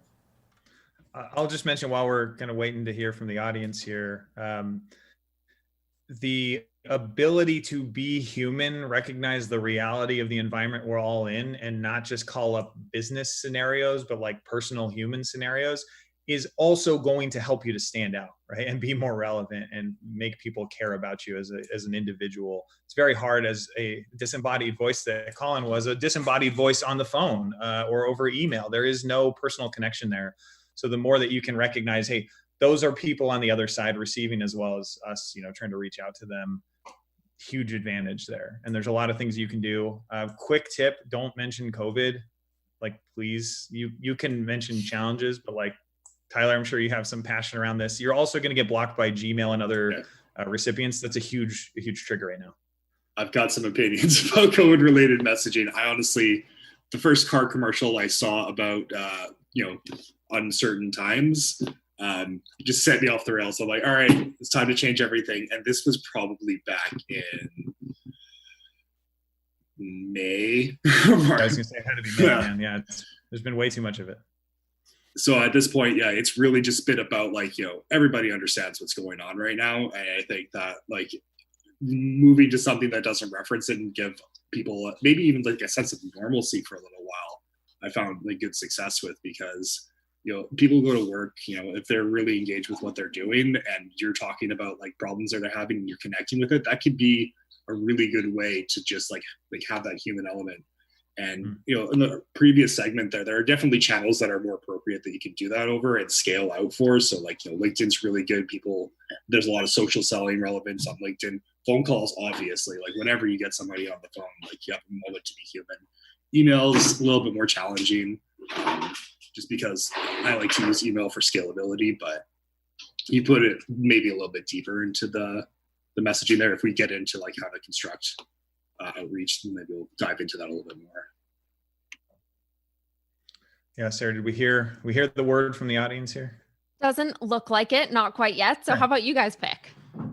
Dealer's choice. Cool. Tyler, you guys dive into the one. All right, so what choice? What was actually somebody just popped in, so never mind. Outreach evolving is the one that came in first from Joe.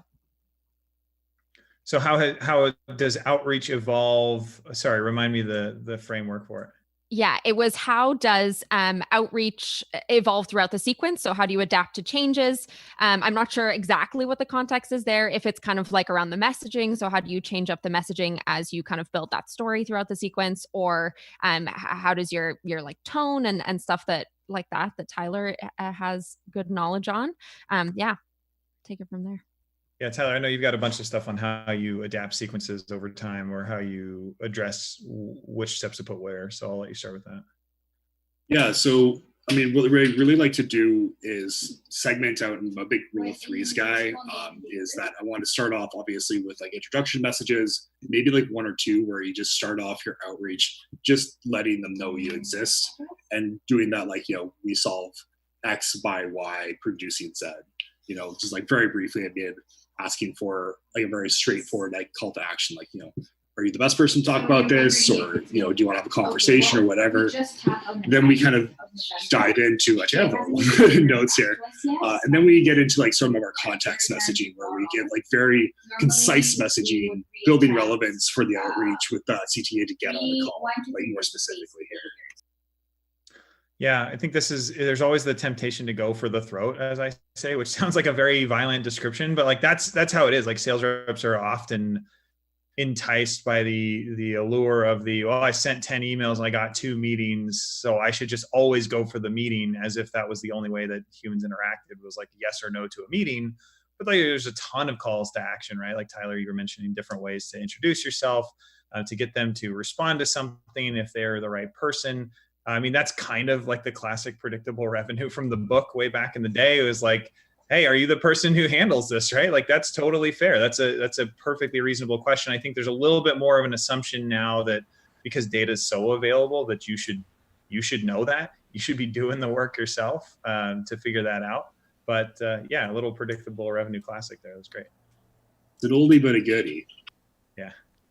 One thing I'll also say, and it really depends on the market that you're reaching out to, especially within the IT market where their job titles are going to be, and this is for scalability. Like if you're like trying to do like a very broad outreach, there isn't necessarily going to be as much information about, how people's responsibilities are going to be broken down in the say the IT space where we're getting and finding new people all the time. So we'll shoot over the head, like say we're looking at trying to figure out like vendor management or something like that, where it's going to be somebody's job, but like very few companies are going to be big enough that they have a dedicated title for this. So we just want to shoot slightly above here and be like, all right, like how are people being classified? You're going top down. Yeah. And we kind of like use this to like discover new titles as they're coming up and kind of expand based off of that, because there's new tech every day and people are being changing responsibilities on how you distribute that. Yeah. Very cool. I'm going to use this break. I'm going to introduce Josh Braun. Welcome, Josh. Hi, everybody. Nice to see you. Good to meet you in person. I know. Sarah, aren't you exhausted talking to all these people? I mean, it's exhausting. It's like a telethon. Are you ready to like tap out, or what's going on over there? Yeah, I should be taking pledges like whenever I'm not talking. Jeez. Especially with all these guys, it's got to be exhausting. That's what I was saying earlier. I was like, what a male-dominated space. Just look at this panel. It's and now terrible. the percentages just dropped another little bit. Where is Beck Holland? Let's get some ladies up in here. We'll have to. We will. There will be a super stream that'll just be strong women in sales. Good. But for now, this is a close second. Weak men, and then we'll have strong women. Exactly.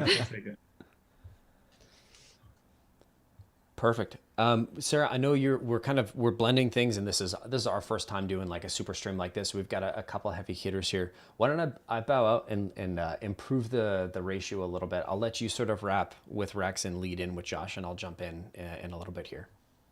Yeah. Okay. Sounds good. So, Josh, this last little topic that we're discussing here, which was an audience ask of us, is how sequences evolve throughout the sequence. And that may be messaging, that might be the channels, basically how things change as you go throughout the sequence.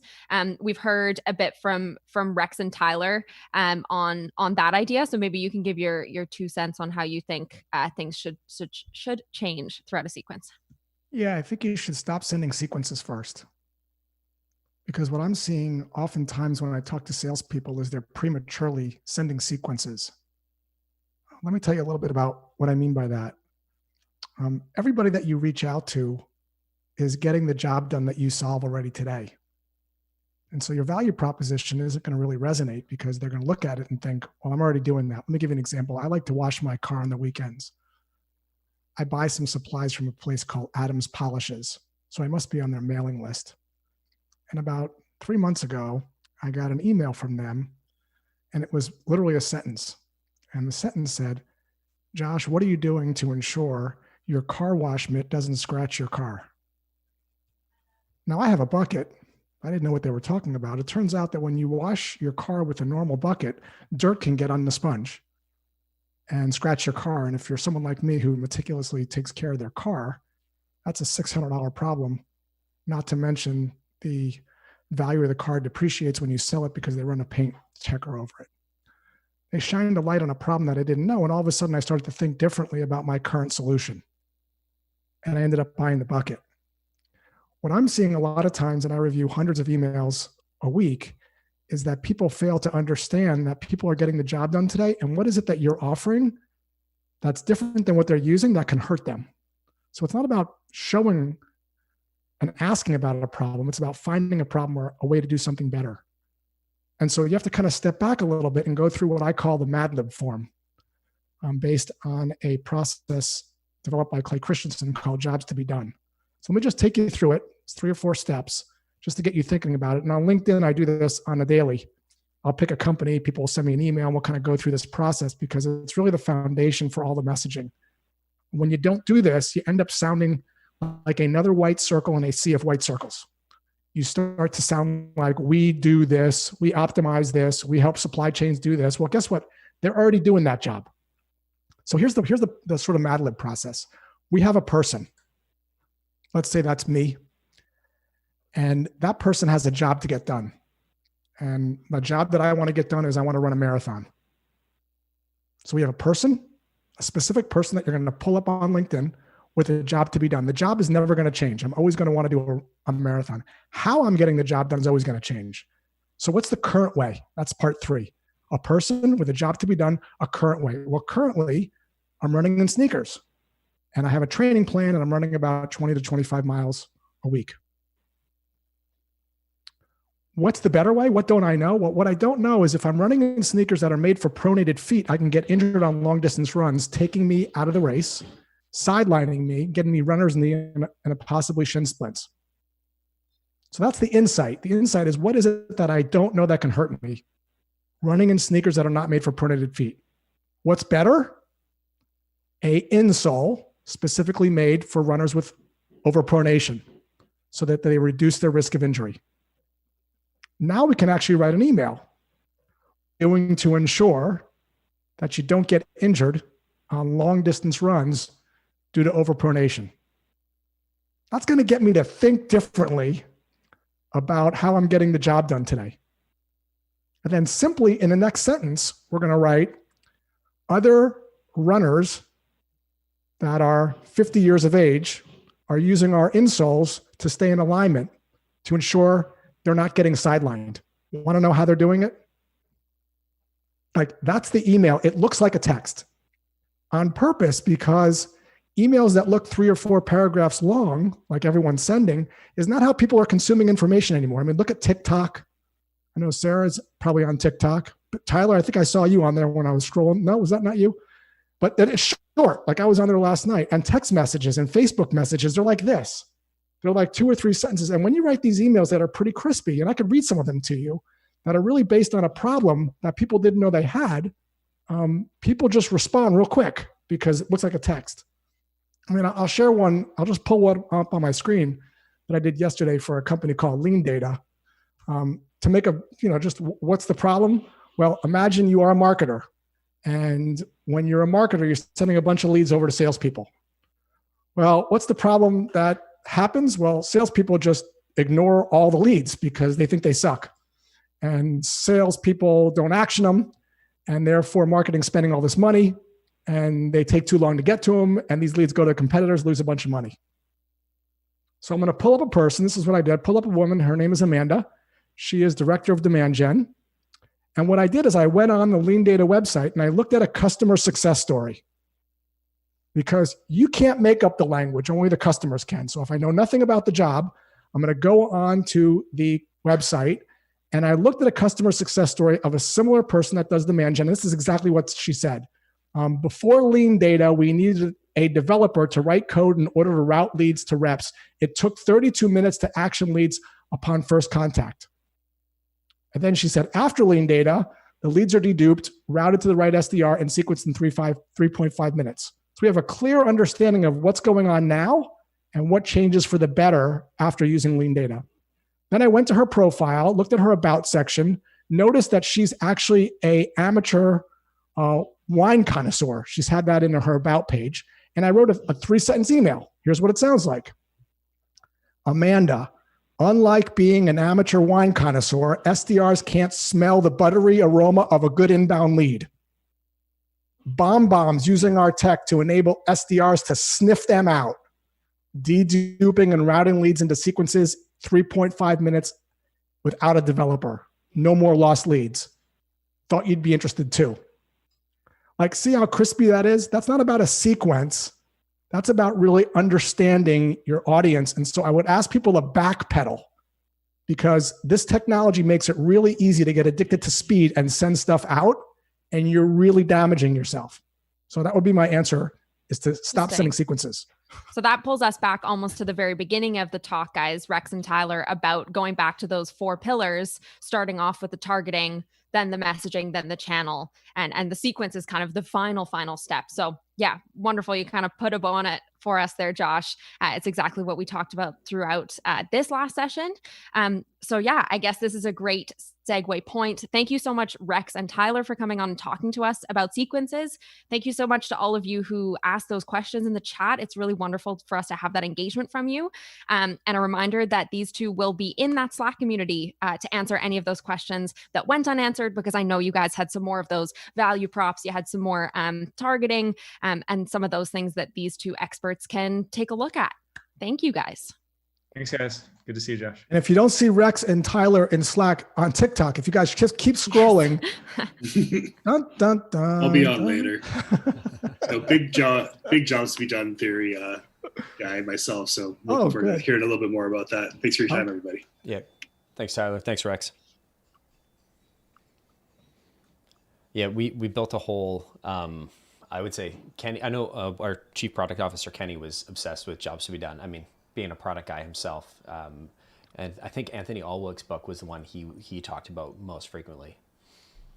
But yeah, I know, I can't say it. Yeah, I know Clay Christensen's work was sort of like the very, very beginning there. Love bringing that into how we write messaging, how you craft messaging. All right, Sarah, I think you're responsible for the lead-in for the intro here. Why don't I back off and let you jump in? Yeah, I can do that because I'm the one who wanted to bring Josh in for this specific topic. Obviously, I mentioned Josh as one of these thought leaders that I have been following for a long time back in the past session when we were talking about who has like a great LinkedIn presence, great company presence, provides value as a thought leader, that kind of thing. So just pumping your tires here, Josh. So I've been following you call Josh me for a every long morning time. and just say that. Like, that would be great if I could just have that like a loop. I'll just have positive words of affirmation in the morning. Awesome. You're the best. So yeah, I've been wanting to have Josh in kind of like a webinar or a live stream format for a long time to talk about some of his expertise. And as he actually mentioned, just when he was chatting about the last question there, he dissects a lot of like emails, cold calls, that kind of thing each day on LinkedIn. So those were things that I was seeing each day. And there were some patterns that I saw emerge from the types of things that he was like pointing out or suggesting when breaking down emails. So I kind of recognize those things to be really centered around the psychological aspect of prospecting rather than just like the pure data or the pure numbers game. So that was what I really wanted to talk to Josh about today. Some of the things, of course, there are many, many themes that emerged, but these are the ones that I wanted to touch on today. So illuminating the problem. So not, you don't create a problem, that person already has it, but you illuminate it. So we'll go into that a little bit. How to pique somebody's interest with a first email outreach, cutting the fluff from your outreach, avoiding yes, or in other words, going for no. And finally, handling some of the really infamous objections, like a pro. So the "I'm already covered, got it, thanks," or the "no thank you," or just the plain old "thank you." So we've got some examples here on some slides that I've pulled from Josh's posts. But I'd also love if you guys in the chat could just give us your initial emails. Send them. You can either comment a screenshot in the chat. You can send it over to Veronica at predictablerevenue.com. We'll see them if you do that. So please send us your initial emails, and we're going to do a live audit and leverage Josh's expertise here on those things. I'm going to be more like a Simon Cowell or like a Paula Abdul. Like, where do you want? Like, you want me to ratchet it up or like stay in the middle? Like, what's your? I think you could sit right at Randy. No, I don't know. I think if you sit at Randy, because you can be like, it's good if it's good, but if it's bad, you just slide it right along. It's going to be enough from me. And if I'm like Randy, I can say it's a bit pitchy, dog. A little bit pitchy, a little pitchy. Exactly. That's brilliant. Okay, cool. I'm going to pull up these slides. We obviously don't have to stick to them time-wise or anything. They're just kind of like visual prompts for our audience here to be able to see what we're talking about, show some of those examples that I mentioned that I've pulled from your LinkedIn posts. So I'm going to share my screen here so that we can have a little visual aid. But the very first thing that we are going to be talking about is this idea around problems. So how to not ask about problems, but illuminate them. Yeah, I think it's let me just tell a story because I think it's going to really illustrate it. A couple years ago, I was in the mall with my wife. I didn't need anything. She was shopping for some stuff. I just was going to kill some time. So I'm literally walking around the mall and I pass a Fit to Run store, like an athletic store. And I just walked in. So Sarah, let me ask you, if I was just not needing anything, I'm just killing time, I walk into this store, and if the sales associate said to me, "What brings you in today?" what do you think I would have said? Shoes. Well, let me tell a story again. So I don't need anything. I'm killing some time. Just looking browsing. At shoes. Yeah. I'm just, I probably would have said something like, "I'm just browsing." Sure.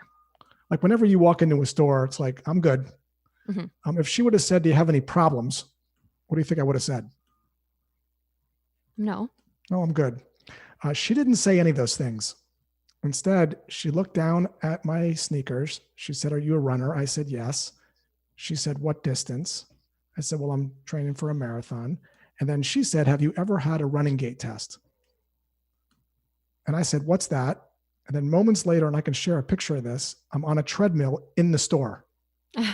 And she's recording me. And she shows me a still of the treadmill and my feet. And she says, "Are you aware that your feet are pronated?" And I go, "Yeah, I could see that." And she goes, "And if you run in sneakers that are not made for pronated feet, you can get injured on long distance runs.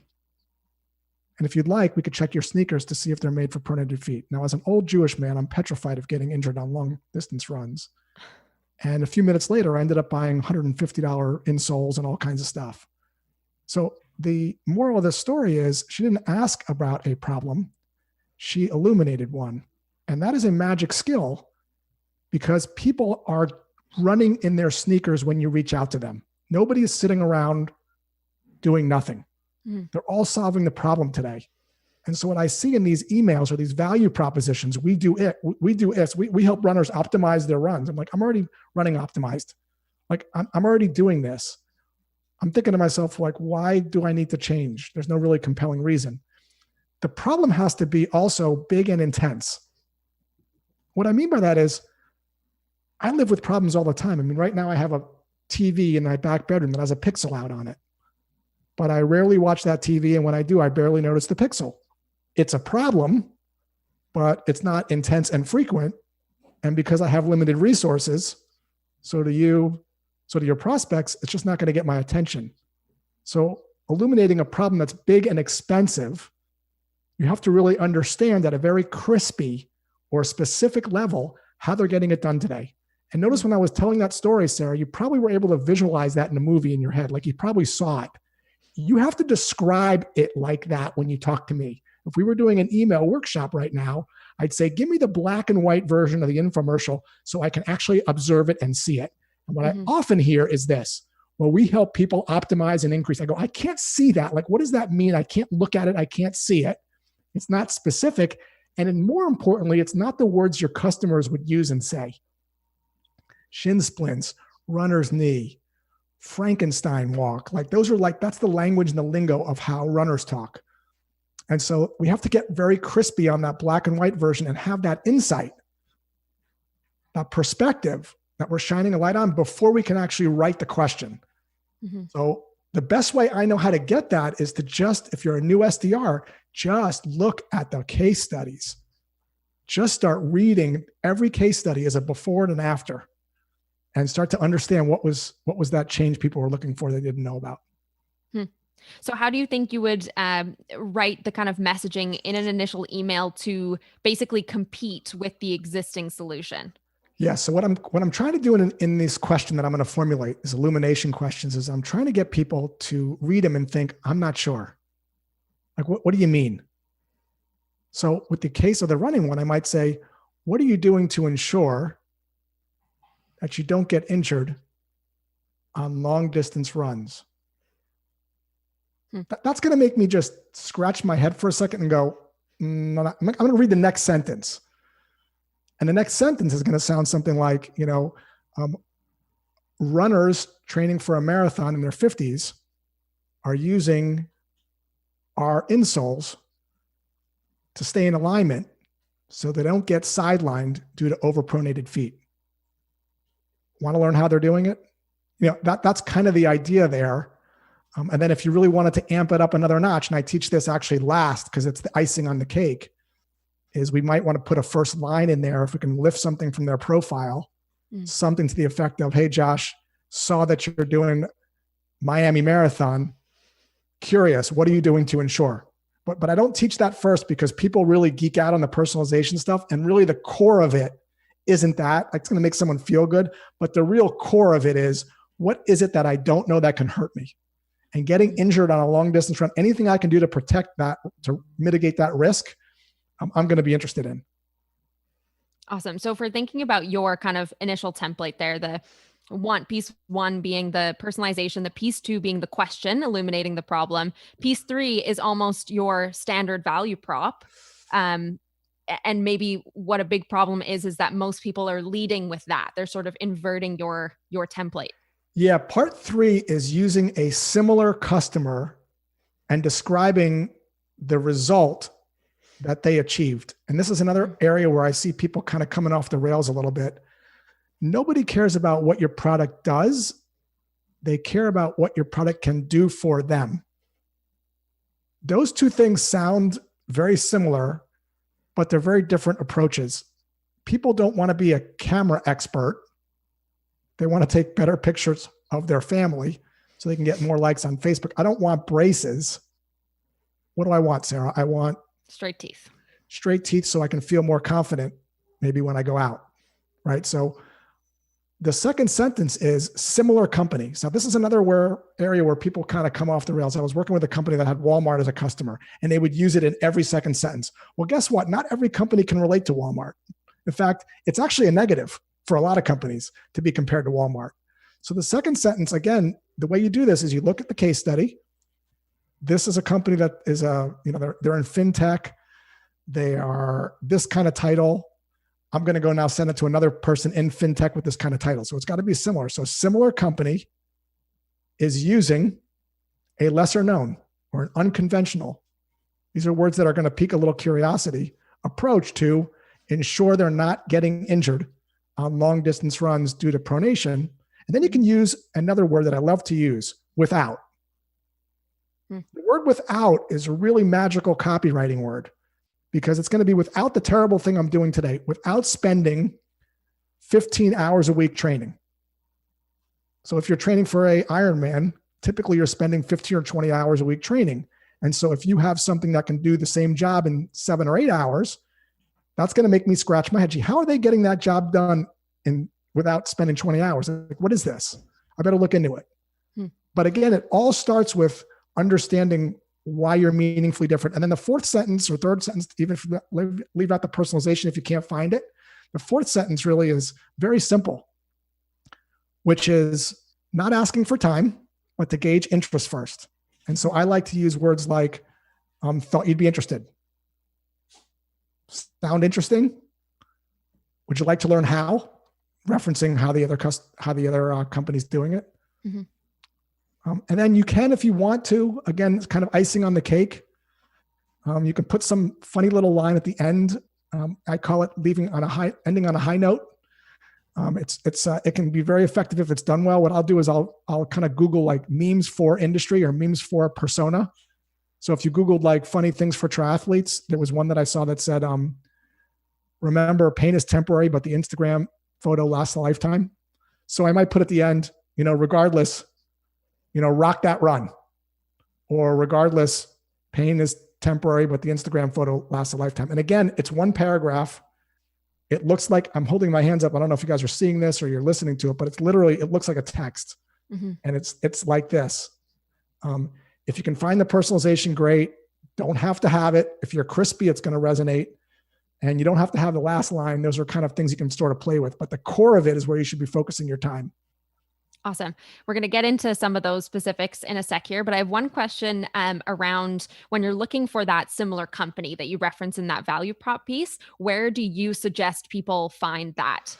Yeah. So whenever if I'm a brand new SDR, if I'm just starting out or I'm new to any industry, I think to myself, marketing spent a bunch of money. And the most valuable thing to me is not what marketing is writing, but these case studies and these customer testimonial videos. I want to hear how the customers are describing it and what kind of company they're working for.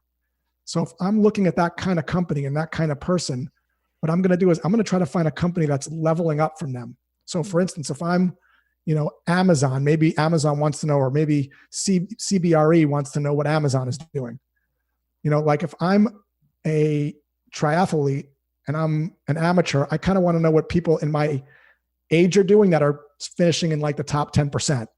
So you don't have to have something equal. You might want to have one that's like a smidge, like above, like aspirational. You're kind of looking for the aspirational companies. These guys that are kind of like you, but maybe like a little bit bigger, are using us to Z without having to. Nice. Okay, awesome. Well, let's get on to, okay. So we talked about just at the end there, you put your fingers up like this. It's like an inch of text, I guess, depending on what you're looking at. And Colin, I want to make sure that at any point you can jump in with people's questions. I'm paying more attention to this and Josh, and I might lose some. So please jump in if we have any questions or if those emails come up for us to live audit. But let's talk more about this idea of being informal, being casual, and writing these short emails that feel like a text. And the kind of example or steps here is something that I've pulled from one of your LinkedIn posts. I'm kind of blown away by the preparation, ladies and gentlemen, of this Sarah Hicks. I mean, you see what's going on here? These are not my slides. I'm seeing these slides. I need to hang out with Sarah more. She's making me look Honestly, so good. I have to. So codified. I have to thank the marketing team for this. I pulled the text, but honestly, they're the ones who made it beautiful. So thank you to those guys. God. Yeah. So again, it starts with what we talked about. We go through this exercise. We go through this jobs to be done exercise. Who is it? What's the job? What's the current way? Why does it suck so bad? What's the better way? Why is it meaningfully different? I want to talk about that just a little bit more because a lot of people have a hard time with it. This idea of meaningfully different. One more quick little side note. I was driving on the road several months ago and I saw a U-Haul, the back of a U-Haul. And on the back, it said our loading ramp and then the other guys. And their loading ramp was really low and the other competitors were high. And it was just visual. And it was like, wow, that's a really good differentiator, because if your loading ramp is low and goes to the ground, again, if you're old like me, you don't want to get injured rolling the dresser up to the, let's be honest, guys, a guy like me with my success, I'm not moving my own furniture, but I'm just using this as an example. Okay. So you pushing the dresser up the thing, you're going to get injured less. So you can actually represent your differentiation with a visual. So I just did this for Connect and Sell, Kevin Dorsey, right? So Kevin Dorsey over at Patient Pop, his SDRs sell to dentists. And if you know anything about Connect and Sell, the big problem that SDR organizations have is they'll make a lot of phone calls, but maybe they'll call for an hour. Maybe they'll talk to 1 or 2 people. Mm-hmm. With Connect and Sell, you talk to a dentist every 4 to 6 minutes. So I literally created a little dots, and every 6th dot, I put a little picture of a tooth to represent a dentist. And the graph said conversations with dentists. Every dot was a minute, and the teeth was conversation. So they'd see like every 5 or 6 minutes, they'd have a conversation. I was able to visualize, just like the U-Haul example, the differentiator, and the email was literally just that graphic. So you have to kind of really understand what's meaningfully different. And then you can actually start to craft, these emails, but you got to do the Mad Lib exercise first. People are really addicted, Sarah. Maybe you've experienced this too, to like, let me write the email. What's the template? How do I send out the sequence? What's touch 7? What's touch 9? You got to downshift a little bit here and really go through this exercise.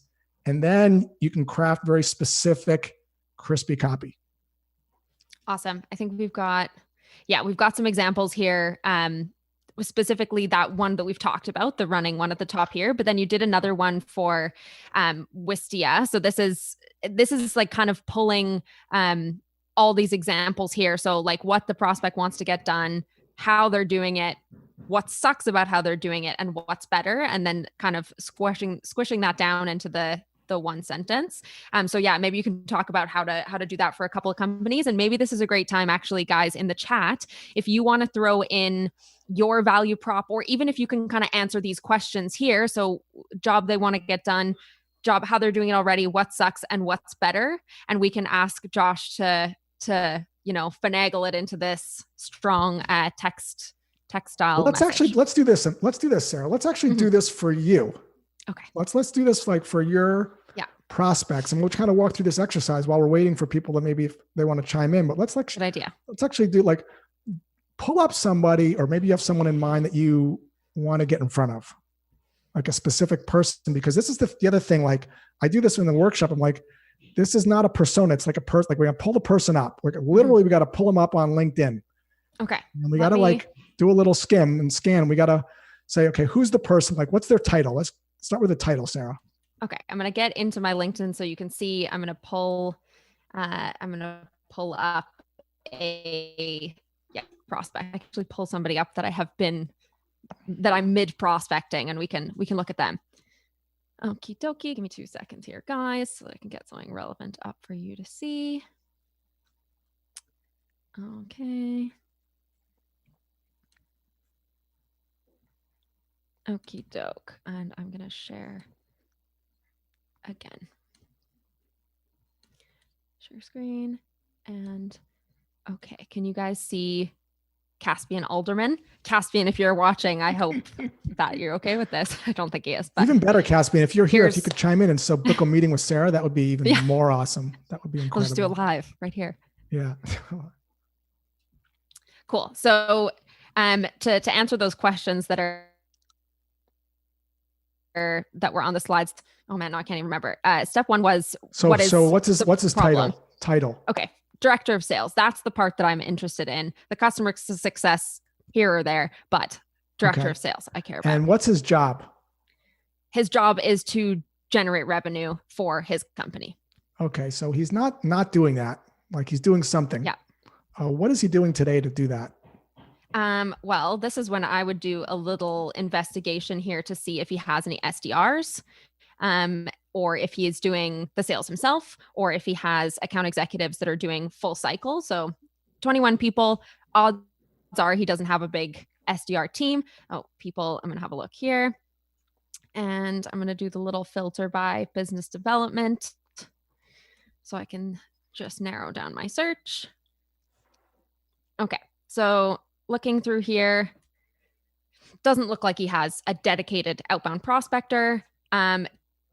Maybe he's actually doing the closing himself, because it doesn't look like we've got an account executive or like a sales title other than him. So let's say he's one of the early people on this team. It's sort of like a founder-led selling or executive-led selling situation. So I'm going to say that he is either all the sales are coming in through inbound, or he's doing some prospecting himself. Okay, that sounds fantastic. Why does it suck? It sucks because if it's the inbound situation, inbound is unpredictable. And if it's him doing the selling himself, he doesn't have time to be doing prospecting and closing meetings and all the other responsibilities he has as a director of sales. And what terrible, no good, very bad thing happens when he doesn't have time? When he doesn't have time, they don't generate more revenue because he has a feast or famine situation where he's stuck trying to close the old guys. Okay. And when he has a feast or famine situation, that means there's like a unpredictability, and there's some quarters where he makes a good chunk of change, and there's other quarters where he's not making a really good chunk of change. Exactly. What about personally? Like, we talk about the business impact, but there's always like a personal impact as well. I mean, when I was working for Alteryx, they help people, reduce a lot of manual spreadsheet work. And one of the things people would say was, I was able to get home at like 5 o'clock instead of like 7 o'clock. If you are taking care of your lawn and you're got a lot of weeds and it's brown, certainly the business benefit, it's green grass, but it's also like you'd be the envy of your neighbors. How does it feel for him when he doesn't have that predictable, or is he stressed out? Like, what's the underlying sort of emotion there? Yeah, I guess the stress of not meeting the targets that are set for him by his senior leadership bums him out. Bums him out big time. Bums him out. Poor and Caspian. when he actually has, when he does have that flowing well, then what does it feel like? Consistently hitting targets, budget is freeing up for all sorts of other things and more tools, and he's growing his sales org, and the company's growing, and things are flying.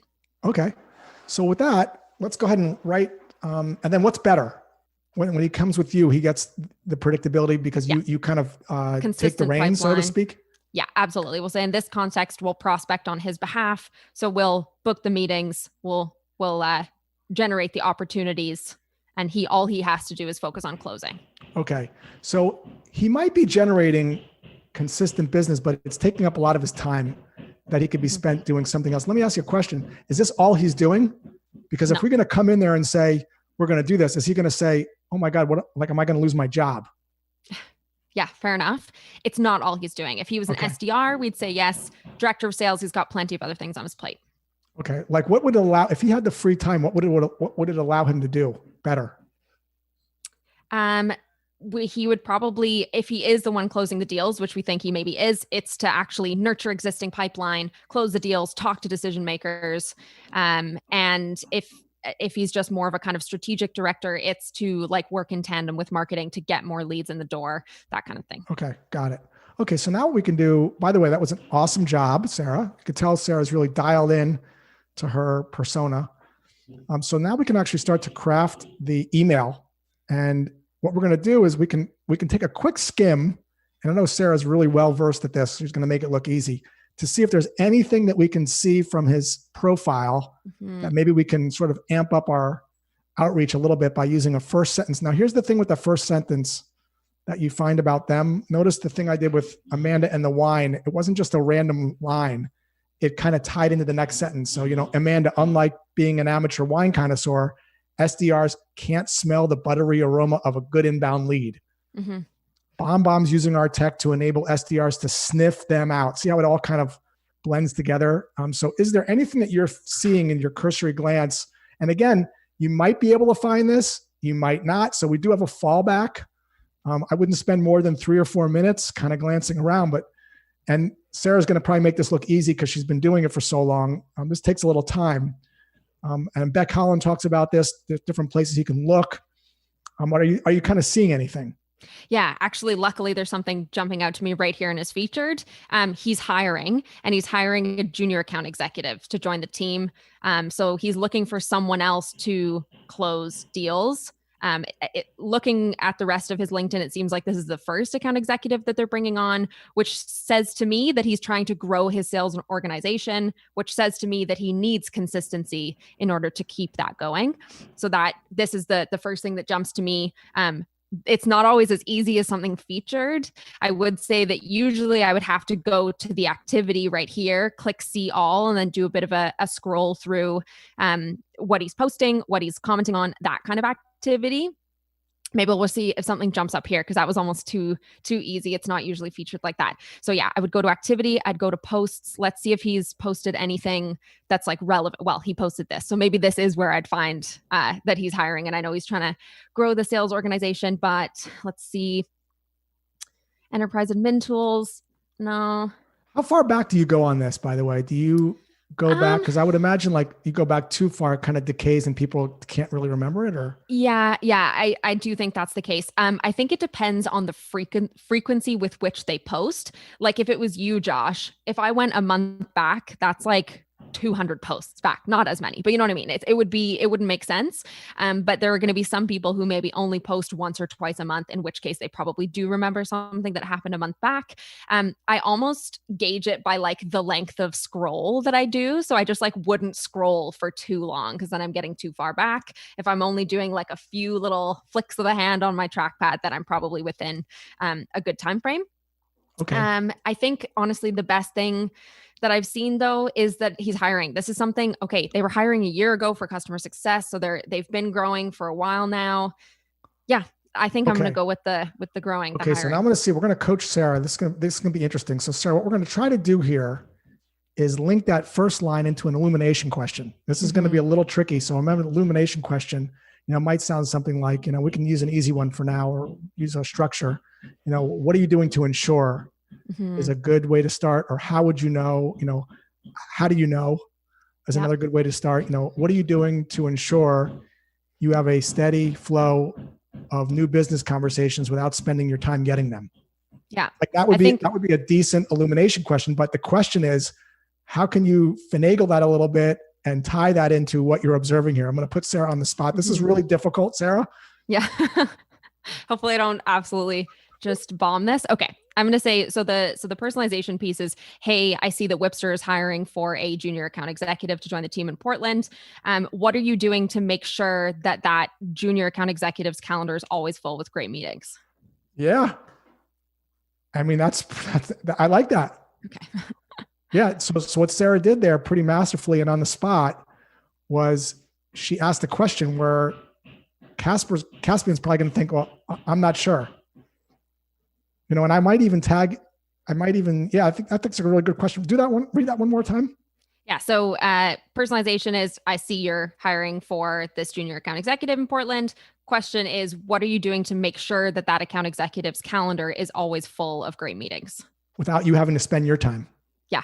Something like that. Or without him having to do the prospecting. Right. Without them having to do it. Without is a key. The without word is really key, because that's going to be like, well, I'm doing it. Well, I didn't even know there was an option for me not to do it. What do you mean without me doing it? Like, what is this black magic Sarah Hicks is talking about? And then the third sentence would be X, a similar company is using PR, predictable revenue to.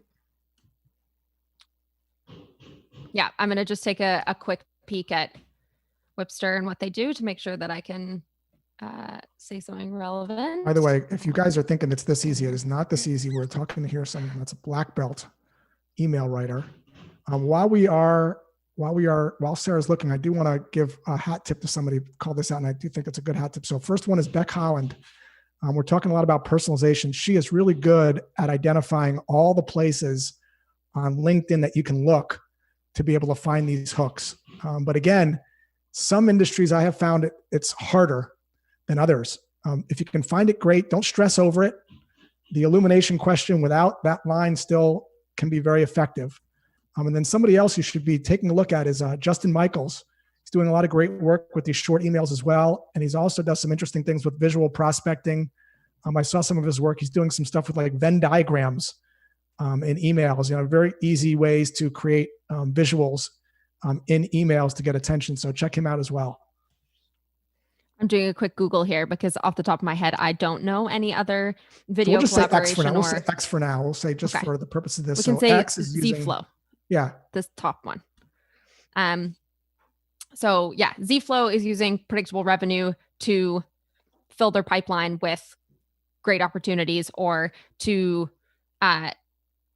generate more opportunities so they can hit their targets faster or hit their targets more predictably. Some version of those things, depending on the title. Yeah. Zflow is generating a consistent flow of conversations without spending any of their time getting them. Want to learn how they're doing it? Like that's kind of the email.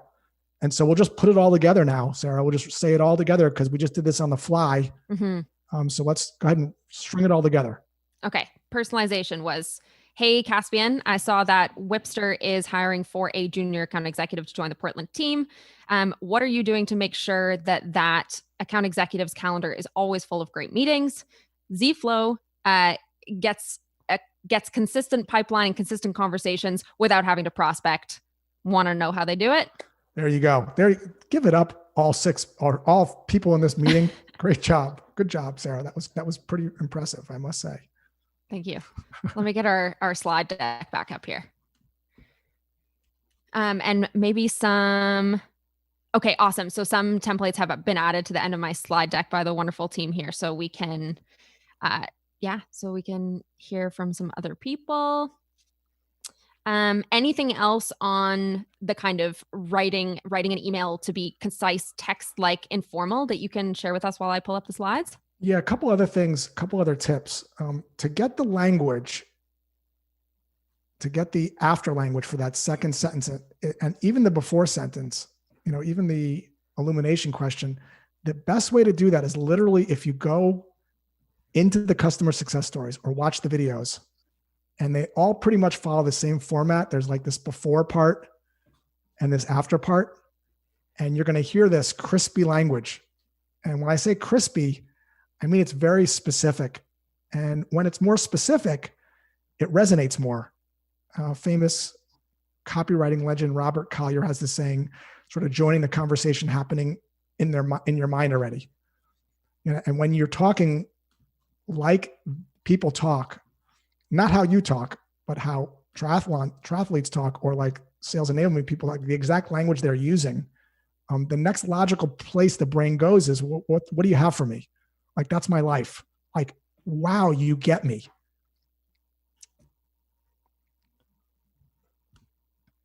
Nice. Okay. Got it back here. Do I? Yeah, right here. No, I don't. I've pulled up the wrong document. But anyway. Is this the part where we improvise and tell jokes? Is this like the part in the telethon where we like... Yeah, give us a joke.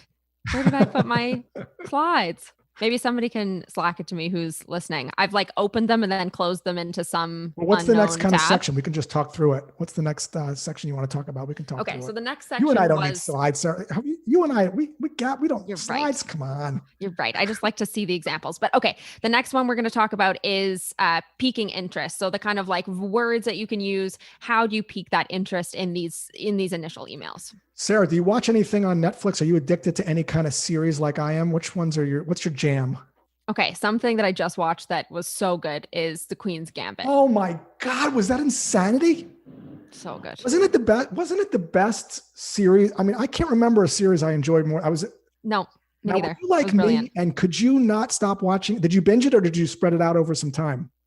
No, I watched like multiple episodes a day for a very short span, and then it was done. So this is what we're going to talk about. That series, and if you've ever watched it, great. If you haven't, maybe Stranger Things, they all work the same way, right? At the end, like the last 2 or 3 minutes, something happens that they don't tell you how it like ends. It's like a little bit of a cliffhanger. Yeah. And before you know it, you're waiting for that timer to tick down to 5, and all of a sudden you're in a new show. And even during the show, they give you a little plot, and then they leave you hanging, and it kind of pulls you through the show. That's actually a psychological heuristic known as an open loop. Open loops create gaps in information between what you know and what you want to know. And brains crave closure. Copywriting legend, this guy Mel, way back in the day, they called these things fascinations. And one of the most famous ones was what never to eat on an airplane. So if you're about to get on an airplane, you're like, what shouldn't I eat? Like, it's open loop, right? The nightly news does this really well. Right? There's something wrong with your peas. News at 11. Like, wait, whoa, I'm about to eat peas. Like, what's wrong with my peas? I gotta find that out. So this open loop concept got me thinking a little bit about emails and even voicemail messages, which I don't know if we're going to get into on this call, but the idea here is, can we create that same curiosity and not give the whole story away? Notice in this email that we're writing, sometimes I might just write an illumination question, because what happens is the prospects will be like, who like that email that I got from Adam's Car Wash Polishes with the bucket, which we talked about in the last session. I didn't need a call to action. I'm like, what is this? I looked for myself to find out like what that was. So the idea here is, can you use some of these open loop principles to tell people only part of the story and not the whole story? So with regards to subject lines, we can start to play with some of these structures and start to, pique that same curiosity. Even in the emails, when we say, what are you doing to ensure your car wash mitt doesn't scratch your car?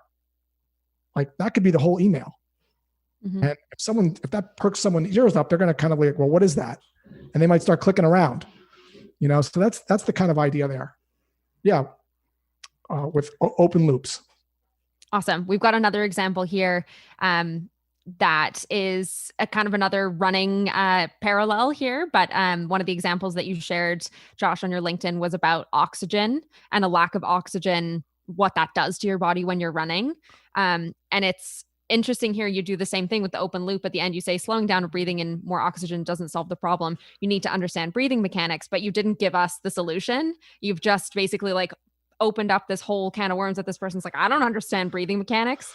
Yeah. What is this thing? And probably in retrospect, after looking at this, I would probably cut out that last sentence. Like, I don't even need that. And that kind of speaks to another tip that I have is cut the fluff. Mm-hmm. Like, to the extent that you can go out and take out words that don't ruin the meaning. Stephen King wrote about this. Every time he writes a book, he spends, days going back, cutting the fluff. So he doesn't take out, that doesn't ruin the integrity of his book. But same thing with emails. Like, when we go back and we read emails, we take out like little words like ands. You don't really usually need them. There's usually a ton of words that you can cut out to make it even more curious. Yeah, for sure. Take the two copywriting formula for this that you can use is this sort of without.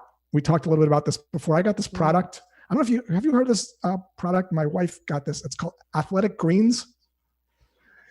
It's like a powder, green powder that you mix in water and you drink it, and it's got like 74 vegetables or some crazy thing on it. And their tagline that I saw for it was something like how to eat 74 vegetables without having to eat them. Like, without having to, right? So we talked a little bit about this without having to, how to do this without having to do that, because everyone's getting it done today. Like, what do I not eat on a plane? How do I eat vegetables without eating vegetables? Like, how do I get this report done without spending 8 hours in Excel? Like, so you got to understand again the difference, and then you can kind of use those to create little, as copywriters call them, little fascinations, little cliffhangers. Awesome. I want to get to the idea of avoiding yes, because I think that's a really interesting one. It's a super psychological one that kind of originates, correct me if I'm wrong, from Chris Voss and kind of the never split the difference, those kind of ideas that he shared there. So tell me about basically what this means and why you should be avoiding yes. Yeah. And this kind of came on my radar first with this guy, Jim Camp. And then when I interviewed Chris Voss, he really, drug the point. Well, I just ask you, like, if you've ever been in a mall, back when you went to malls, and you're walking around and a mall kiosk person locks eyes with you and says, "Can I ask you a question?" And you know that if you say yes, you're going to kind of go down this whole rabbit hole of being in a conversation with someone that's going to try to end in you buying some sea scrub that you probably don't want. Prospects know that salespeople are biased just by very definition of who they are, because salespeople are incented with money. And whenever you're incented with money, there's this weird dynamic. Salespeople have commission breath. Prospects know that. And so when a salesperson tries to get a prospect to say yes, oftentimes prospects can feel like you did when you were walking in the mall. Mm-hmm. Yes feels, as Chris Voss says, like you're being led into a yes trap. And salespeople, again, Chris Voss says they're sort of yes addicted. We've been trained from the very beginning to get people to say yes. It turns out that saying no actually feels safer. So if I were to use language like, would it be a ridiculous idea to see if there are opportunities beyond what you have now for result that you want? Would it be a terrible idea? Would it be a horrible idea? Would you be opposed to? Would you be against? That language, especially if you deliver it in a calm way at the right part of the conversation, can sometimes feel a little less like I'm pushing you forward. It can feel a little bit less salesy and sort of diffuse the pressure. Yeah, awesome. Totally makes sense. And something that I think we don't think about, because I think you think as an SDR or anybody that's doing prospecting or selling in B2B, that you kind of can't fall trap to the seemingly B2C problems. Like I can remember just kind of like coming into sales and thinking that you would basically just going for these like classic salesy things. I thought sales worked doing that kind of thing. And it's only once you like take a step back and think about it and put yourself in that prospect's shoes that you're like, oh wait, no, I would actually really hate that. So have you ever felt that? Have you ever been in a situation where you felt that sort of pressure from a sales in any kind of way? Absolutely. The thing that comes to mind, similar to your kiosk example, is being in Egypt in the markets in the Khan el Khalili, and I was there after Egypt had kind of like fallen off the map as a tourist destination. So these people working in the market needed the sales basically, and so there's already like the haggling culture, but it was even tripled, quadrupled, and it's that thing where you're like walking and somebody's like, hey, like you look so beautiful. Would you like, would you like silver? Do you think silver is pretty? Or like, isn't this a beautiful box? Or like whatever. And you're like, the minute that you say yes, that something you're going to just end up walking out with like 10 of their items. And so you're trying to be like, you didn't get 10, of course. I did. I actually came home with like a whole bunch of jewelry that I have never worn. Well, this is interesting though. This is we could talk a little about this because it's super interesting. Sometimes it's easier to say yes than to be the bearer of bad news. There's a heuristic. But it doesn't mean you mean it. That's exactly right, Sarah. And this is a really key principle, because what ends up happening sometimes on a cold call, this happens a lot, is someone will say yes because they don't feel comfortable saying no. It feels bad to be the bearer of bad news. They'll give you a false yes, and then they won't show up because it's easier than that to just show up, right? I was just talking to my wife about this. She works at do you believe I cannot remember the name? Oh my God, if she was listening to it, she'd kill me. West Elm Furniture Store. I'm like, you don't listen to me. West Elm Furniture Store. And she was doing a drive for St. Jude's. And she goes, I did really well. Like I was getting all this money from St. Jude's. I'm like, here's the thing, because I have to ruin everything. How that's just what I do as a salesperson. Like, it's possible that they gave you the money, not because they wanted to donate to St. Jude's, but because it felt better than saying no. Mm-hmm. So this is a key thing. Like you say, well, why does that matter? It does kind of matter in sales, because salespeople hear these yeses on these cold calls. And I'm guilty of it too. Like we hear a yes and we're like, oh, great. But like, is it a real yes? Or is it like a fake yes just to get the jewelry and get out of Dodge because it's easier than just saying, no, I'll just give you the $2. Yeah. Yeah, definitely. I think that's the kind of equivalent to the cold call and the response of like, yeah, totally. Send me some stuff on that, because that sounds super interesting and I'd love to read that email. Never open it. Yeah. And that's something that we're going to tackle here is like certain objections. I'm just hopping all over this slide deck because I've done a random order, but yes. So objection handling. So it's not one that I've got a slide for, but we just touched on obviously a really common one. People being like, totally, this is more of a cold call thing. Yeah. But even over email, people will be like, can you tell me how this works, or like, how do you do that? Or what does pricing look like? And trying to just like get the complete picture from you so that they don't have to hop on that call. Yeah. So I think we should back up a little bit and talk a little bit about intent first before we get into this, because I think it's really important. When your intent is to get something out of every conversation, I got to get a meeting, I got to get a progression, I got to get a response, got to send all these emails, I got to get this stuff, I got to make the dean's list, I got to do all these things. What ends up happening is when you don't get those things, you feel bad. And prospects also feel the pressure. So what I'd like to talk a little bit about is making a little bit of a shift. Instead of assuming that everybody wants the thing that you're selling when you're selling it, because most people aren't in market, is to just be a little indifferent to the outcome and detach from the outcome. And instead of making your goal to get the meeting, make your goal to just get to the truth behind every conversation or interaction you have with a prospect, which is one of two things. Yes, they're interested in sharing a bit more and continuing the conversation, or no, they're not at this time, and be okay with either of those responses rather than assuming it's always choice A. Mm-hmm. Because you can't really create the motivation. I mean, you said it really well earlier in the conversation, Sarah. It's like, if this problem isn't there and there's no motivation, there's nothing you're going to be able to say to make someone motivated. So you can't create the motivation. You can just align with it. And so when someone says to you, we got this covered, usually that's a symptom of a bigger problem, which is you've not done a good job on the cold call of explaining why you're meaningfully different. And so they're saying, I got that covered already. So I'll just give you like an example. If you're like, let's say you're a CFO, and one of the things CFOs hate more than anything is like overpaying for stuff. Like they can't stand it. It's like nails on a chalkboard to a CFO. And let's say this CFO is responsible for credit card processing. They have a big company and everyone's using credit cards. And they of course have a credit card processor. So if you go in and talk about your value proposition in your pitch on a cold call about your credit card processor doing X, Y, and Z, of course they're going to say, we've got that covered.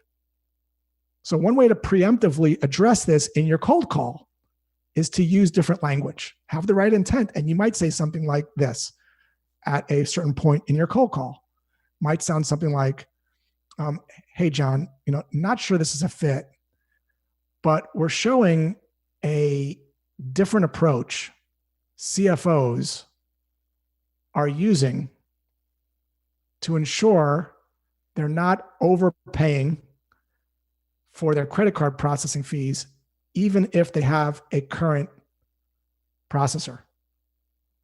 So I was hoping I could ask you a couple questions to see if this would even be relevant. Now, there's a lot wrapped up in there that I want to unpack it a little bit. Even if, like Sarah, why do you think I'm saying the word even if? What's your gut feeling on why I'm using that word? Even if they already have X, Y, and Z, why do you think I'm using that language?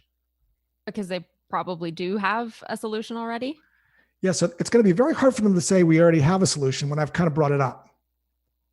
So when I was working with Alteryx, one of the objections they would always get is we're using Tableau. And it turns out we don't have to get into this, but Alteryx complements it. So in our script, we would say, we're showing a new approach that analysts who are using Tableau are using to X. Right. So the idea here is to preemptively address this. Kevin Dorsey makes this analogy. I don't remember this movie too well, but he talks about this movie 8 Mile, which I guess is an Eminem. You know this movie? Yeah. Okay. So at the end of it, apparently there's some rap battle, and apparently Eminem proactively raps all of the negative things that the opposing rapper is going to say, kind of deflates it all out of him. And by the time the microphone gets to the other rapper, he doesn't have anything to say. It's the same idea here, is to kind of proactively address it. I mean, Chris Voss talks about this all the time. He calls these things accusation audits, which are bringing up the negative things that someone's probably thinking. I do this on cold calls all the time. Sarah, you're probably going to hate me because this is a cold call. Would you like to hang up, or can I ask you a quick question? That's the idea. But what we're doing is kind of proactively addressing it. So this thing that already have it covered, when I listen to these calls, one of the things I always think is, of course, people are going to say that because of what you're saying. If someone brings that up and you're behind the 8 ball, what I might say is, already covered. How's that going for you? Right. Rather than trying to overcome it, Chris Voss calls that a calibrated question. What we're doing is we're trying to enlist the help of the other person to solve and give us some more information. And you might stay in that dialogue a little bit by using, we haven't gotten into this, but mirrors and labels. I know we've spoken about this before, kind of repeating the last 3 words, being interested in what they're saying. At some point, they might then say to you, what do you guys like? They might start leaning forward a little bit rather than what most people do is, well, we're not here to rip anything out. We just want to show you like what's new and what's different. And like, I don't want anything new and different. Like, what exactly are you talking? Like, what does new and different even mean? That sounds awful. Like, new is going to get me fired if it doesn't work. Got to rip all the thing out. It's a risk. So there's kind of 2 key concepts there. Am I rambling? I feel like I've been like, just... No. It's great. It's great. This is why we have you on, to share all your expertise. And this is like the last little topic before we get into templates. So go for it.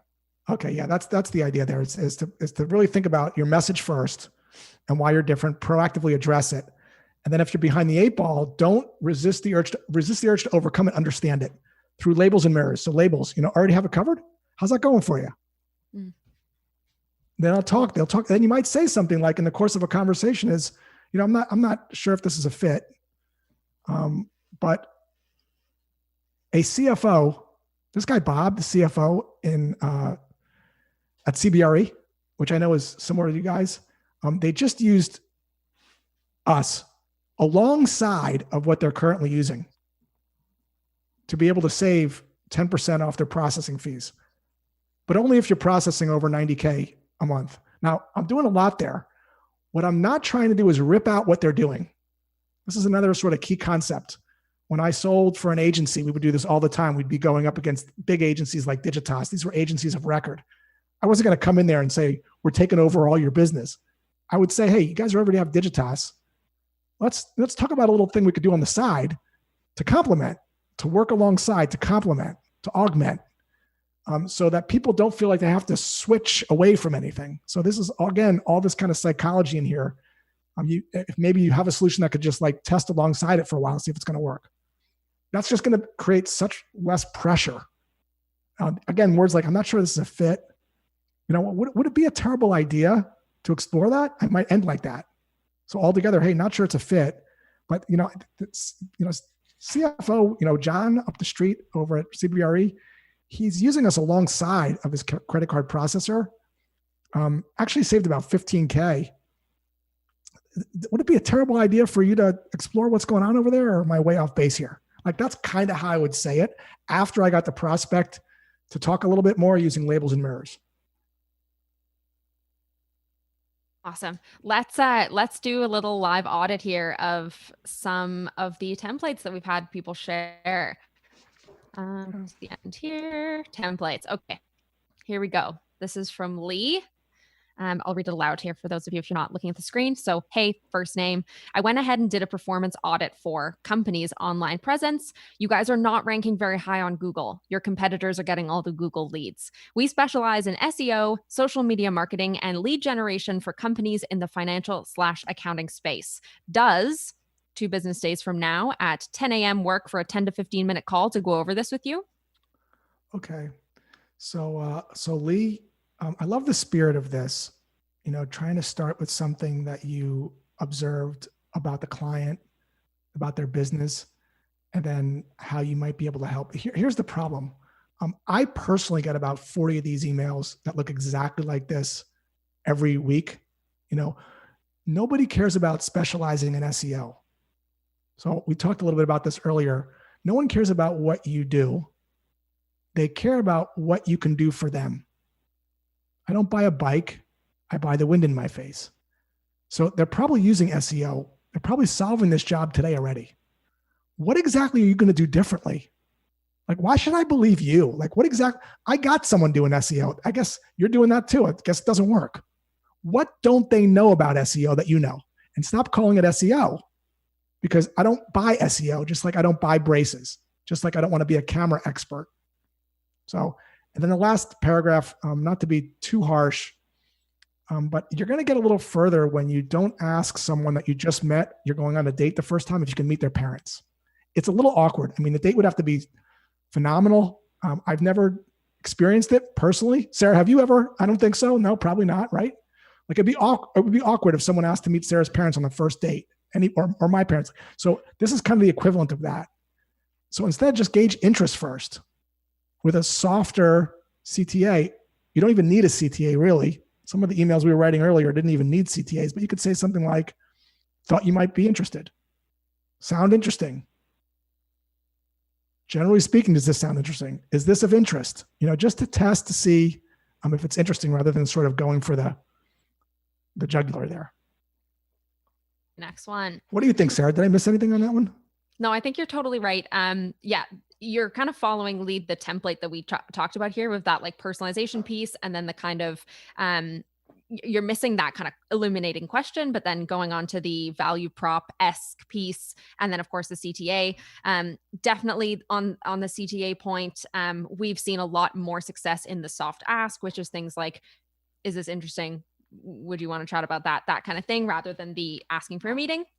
And then that value prop, oh my goodness, my puppy is barking. And then the value prop being more around what you can do for that person rather than what you do as a company. But yeah, I think Josh, you nailed it. And okay, let's see. Who's next? Did I go to the right one? Oh my goodness, where am I going? Yeah, okay. Edward Sanchez. So quick note, Tomato. Your dog's name is Tomato? Yeah. Tomato, stop it. That's got to be a good story for another day. Life. How you named your dog. Yeah. This is the work from home life, though. At least everyone's in the same circumstances, and don't think I'm like super unprofessional. So note from Edward, he said, quick note about the email. It may not be the best example as it's not a prospecting email or a cold call type of email. I would be interested in hearing how Josh would approach highlighting a problem that moving company owners might need to address. Oh, good. So it actually seems like it's a response to a inbound query. So it's, thank you once again for your interest in Smart Moving CRM. As I mentioned in my message, I'll be your initial point of contact at Smart Moving.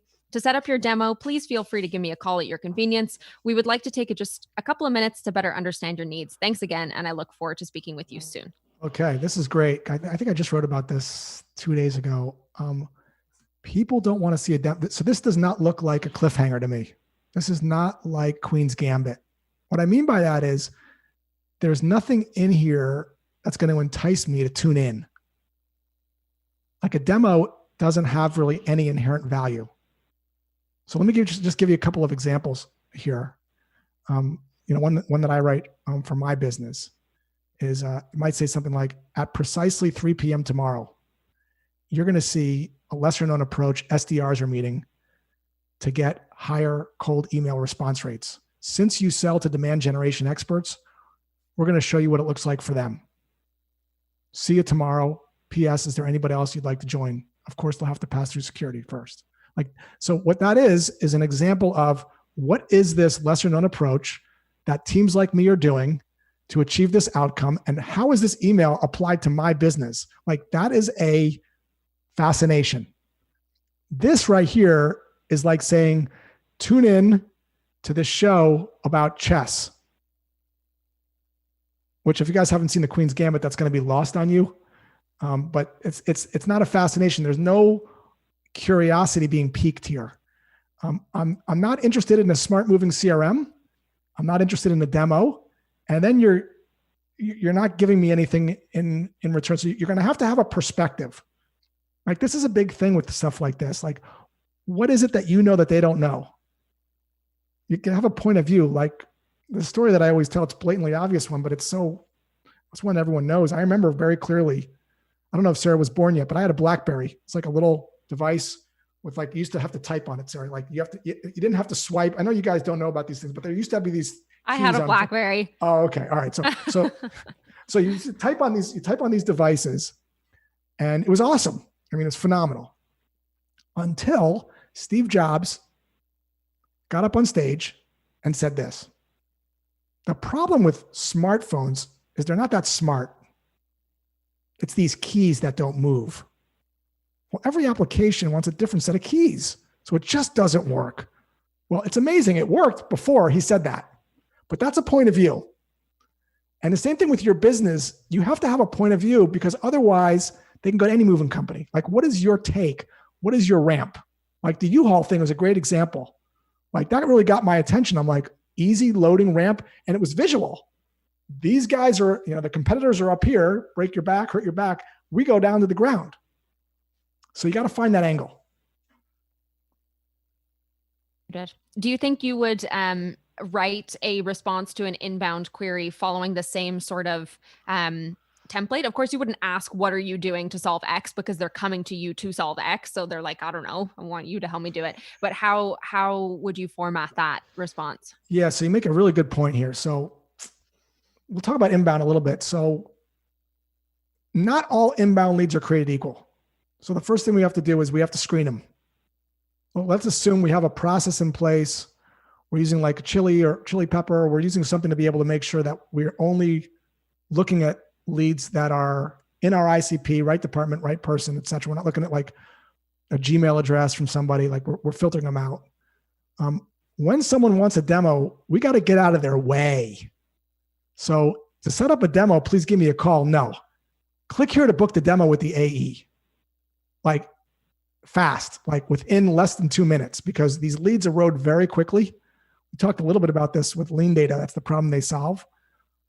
But you have to have a system in place where you're not even getting involved. It's like when I walk into an Apple store and I'm just browsing versus my hard drive's making a weird noise and I have a keynote. The last thing I want the salesperson to do is this. I want them to say, what do you need? And I'm going to say, get my stuff off this laptop immediately. And they're going to say, okay. And they just move it off. Like, I don't want any friction. There's a lot of friction. So for demo requests, you got to get out of the way and route it, let them book the meeting and get it on the calendar. Awesome. Okay. Let's see if we've got anything else. It does not look like it. So I'm going to stop the share here, but if anything else comes in, guys, feel free to pop it in the chat. Lee says, thank you. He appreciates the feedback. He's been opposing this template for a while, so it's great to see someone agrees. That's good. Good. You've got a real strong backer here for you to argue with whoever else was saying that it was good. So cool. Any other questions, guys, on anything that we've touched here before we wrap this edition of PredRev Live? Let me see if there's anything that's come into the chat here. So there was a question that came in quite a while back now, so I apologize that I didn't answer it sooner, but is this for LinkedIn or any channel, any cold? Yeah, so the medium is never the issue. Like, all these mediums can be effective or not. What we talked about is really timeless principles. And yes, you can use similar messages in LinkedIn. I really like, for LinkedIn, I like something, I think you guys were actually talking about it, but I'm a big proponent of as well. Like, if I won't do many of these, but I'll pick like 20 a week. And I'll say, like, if it was prospecting Sarah, I'd say, ooh, look, a URL with your name in it. I wonder what that is. And it's like my website /Sarah. Like, it's almost gonna be impossible for her to not click that. Almost. Like, when I wanted to get on the Salesman podcast, this guy Will Barron, I had the hardest time getting on there. Finally made a link. It said, ooh, a URL with your name on it. And it took him to like a page with a video and how I thought I might be able to help add value to his podcast. So I really like that approach, creating like these little custom URLs with people's names in them. Kind of fun. Awesome. Well, doesn't seem like we've got any more popping up here. So I will say, pop into the Slack still. If you haven't yet, go into the Slack. Anything that you maybe didn't get answered or didn't feel like asking or didn't think of asking, pop it in the Slack. We'll get it to Josh. Follow Josh on LinkedIn for all of these things that we've been talking about today. This is where I have found all of this content, is just by following Josh. He posts a bunch of stuff every single day, breaking down emails that he gets, cold calls he gets, and how he would kind of revise them to be more successful. So great resource there. Thank you so much, Josh, for coming on PredRev Live. Thanks for having me, Sarah. Have a great week. You too. Take care. Bye. Well, first PredRev Live, done and dusted. What did we all think? Toss it in the YouTube chat. Tell us, did you like this format? Did you like the 3 topics in the same kind of day? Do you have any kind of suggestions on what you think might have made it better? Yeah, thank you, all of you guys the 2 of you who sent over those templates, those of you who are asking questions. Honestly, that makes this way easier. This is why we're doing this, to kind of answer the types of things that you want to know. And yeah, love to hear your feedback on how it went. I wonder if Colin is around or if I've just been abandoned to just finish the live stream by myself, all alone. Disembodied voice coming in here. There we go. My camera's not turning back on for some reason, but okay. we'll figure that out. There we go. Oh, warped version of me. Let's try this again. Very skinny, like a pencil. I need that. I need that version back. Yeah. You know what? You and everybody had such great chemistry. I thought I'll just back out of the way and let you run things. So you did a great job. Thank you. Right on. Yeah. Just last call to action is just, hey, make sure you hit that hammer that subscribe button. And if you want to get updates, like they're notified when we post new content, we got some videos coming out shortly. Then hit that subscribe button. Make sure you select all instead of personalized, so you get notified every time, as opposed to just when YouTube thinks you want it. So that'd be my last ask.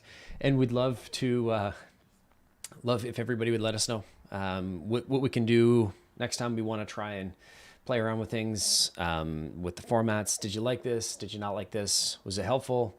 So yeah, we'd love your feedback. Hit us up in the Slack community. Click that link, join us there. Let's keep the conversation going, and we'll see you all next week.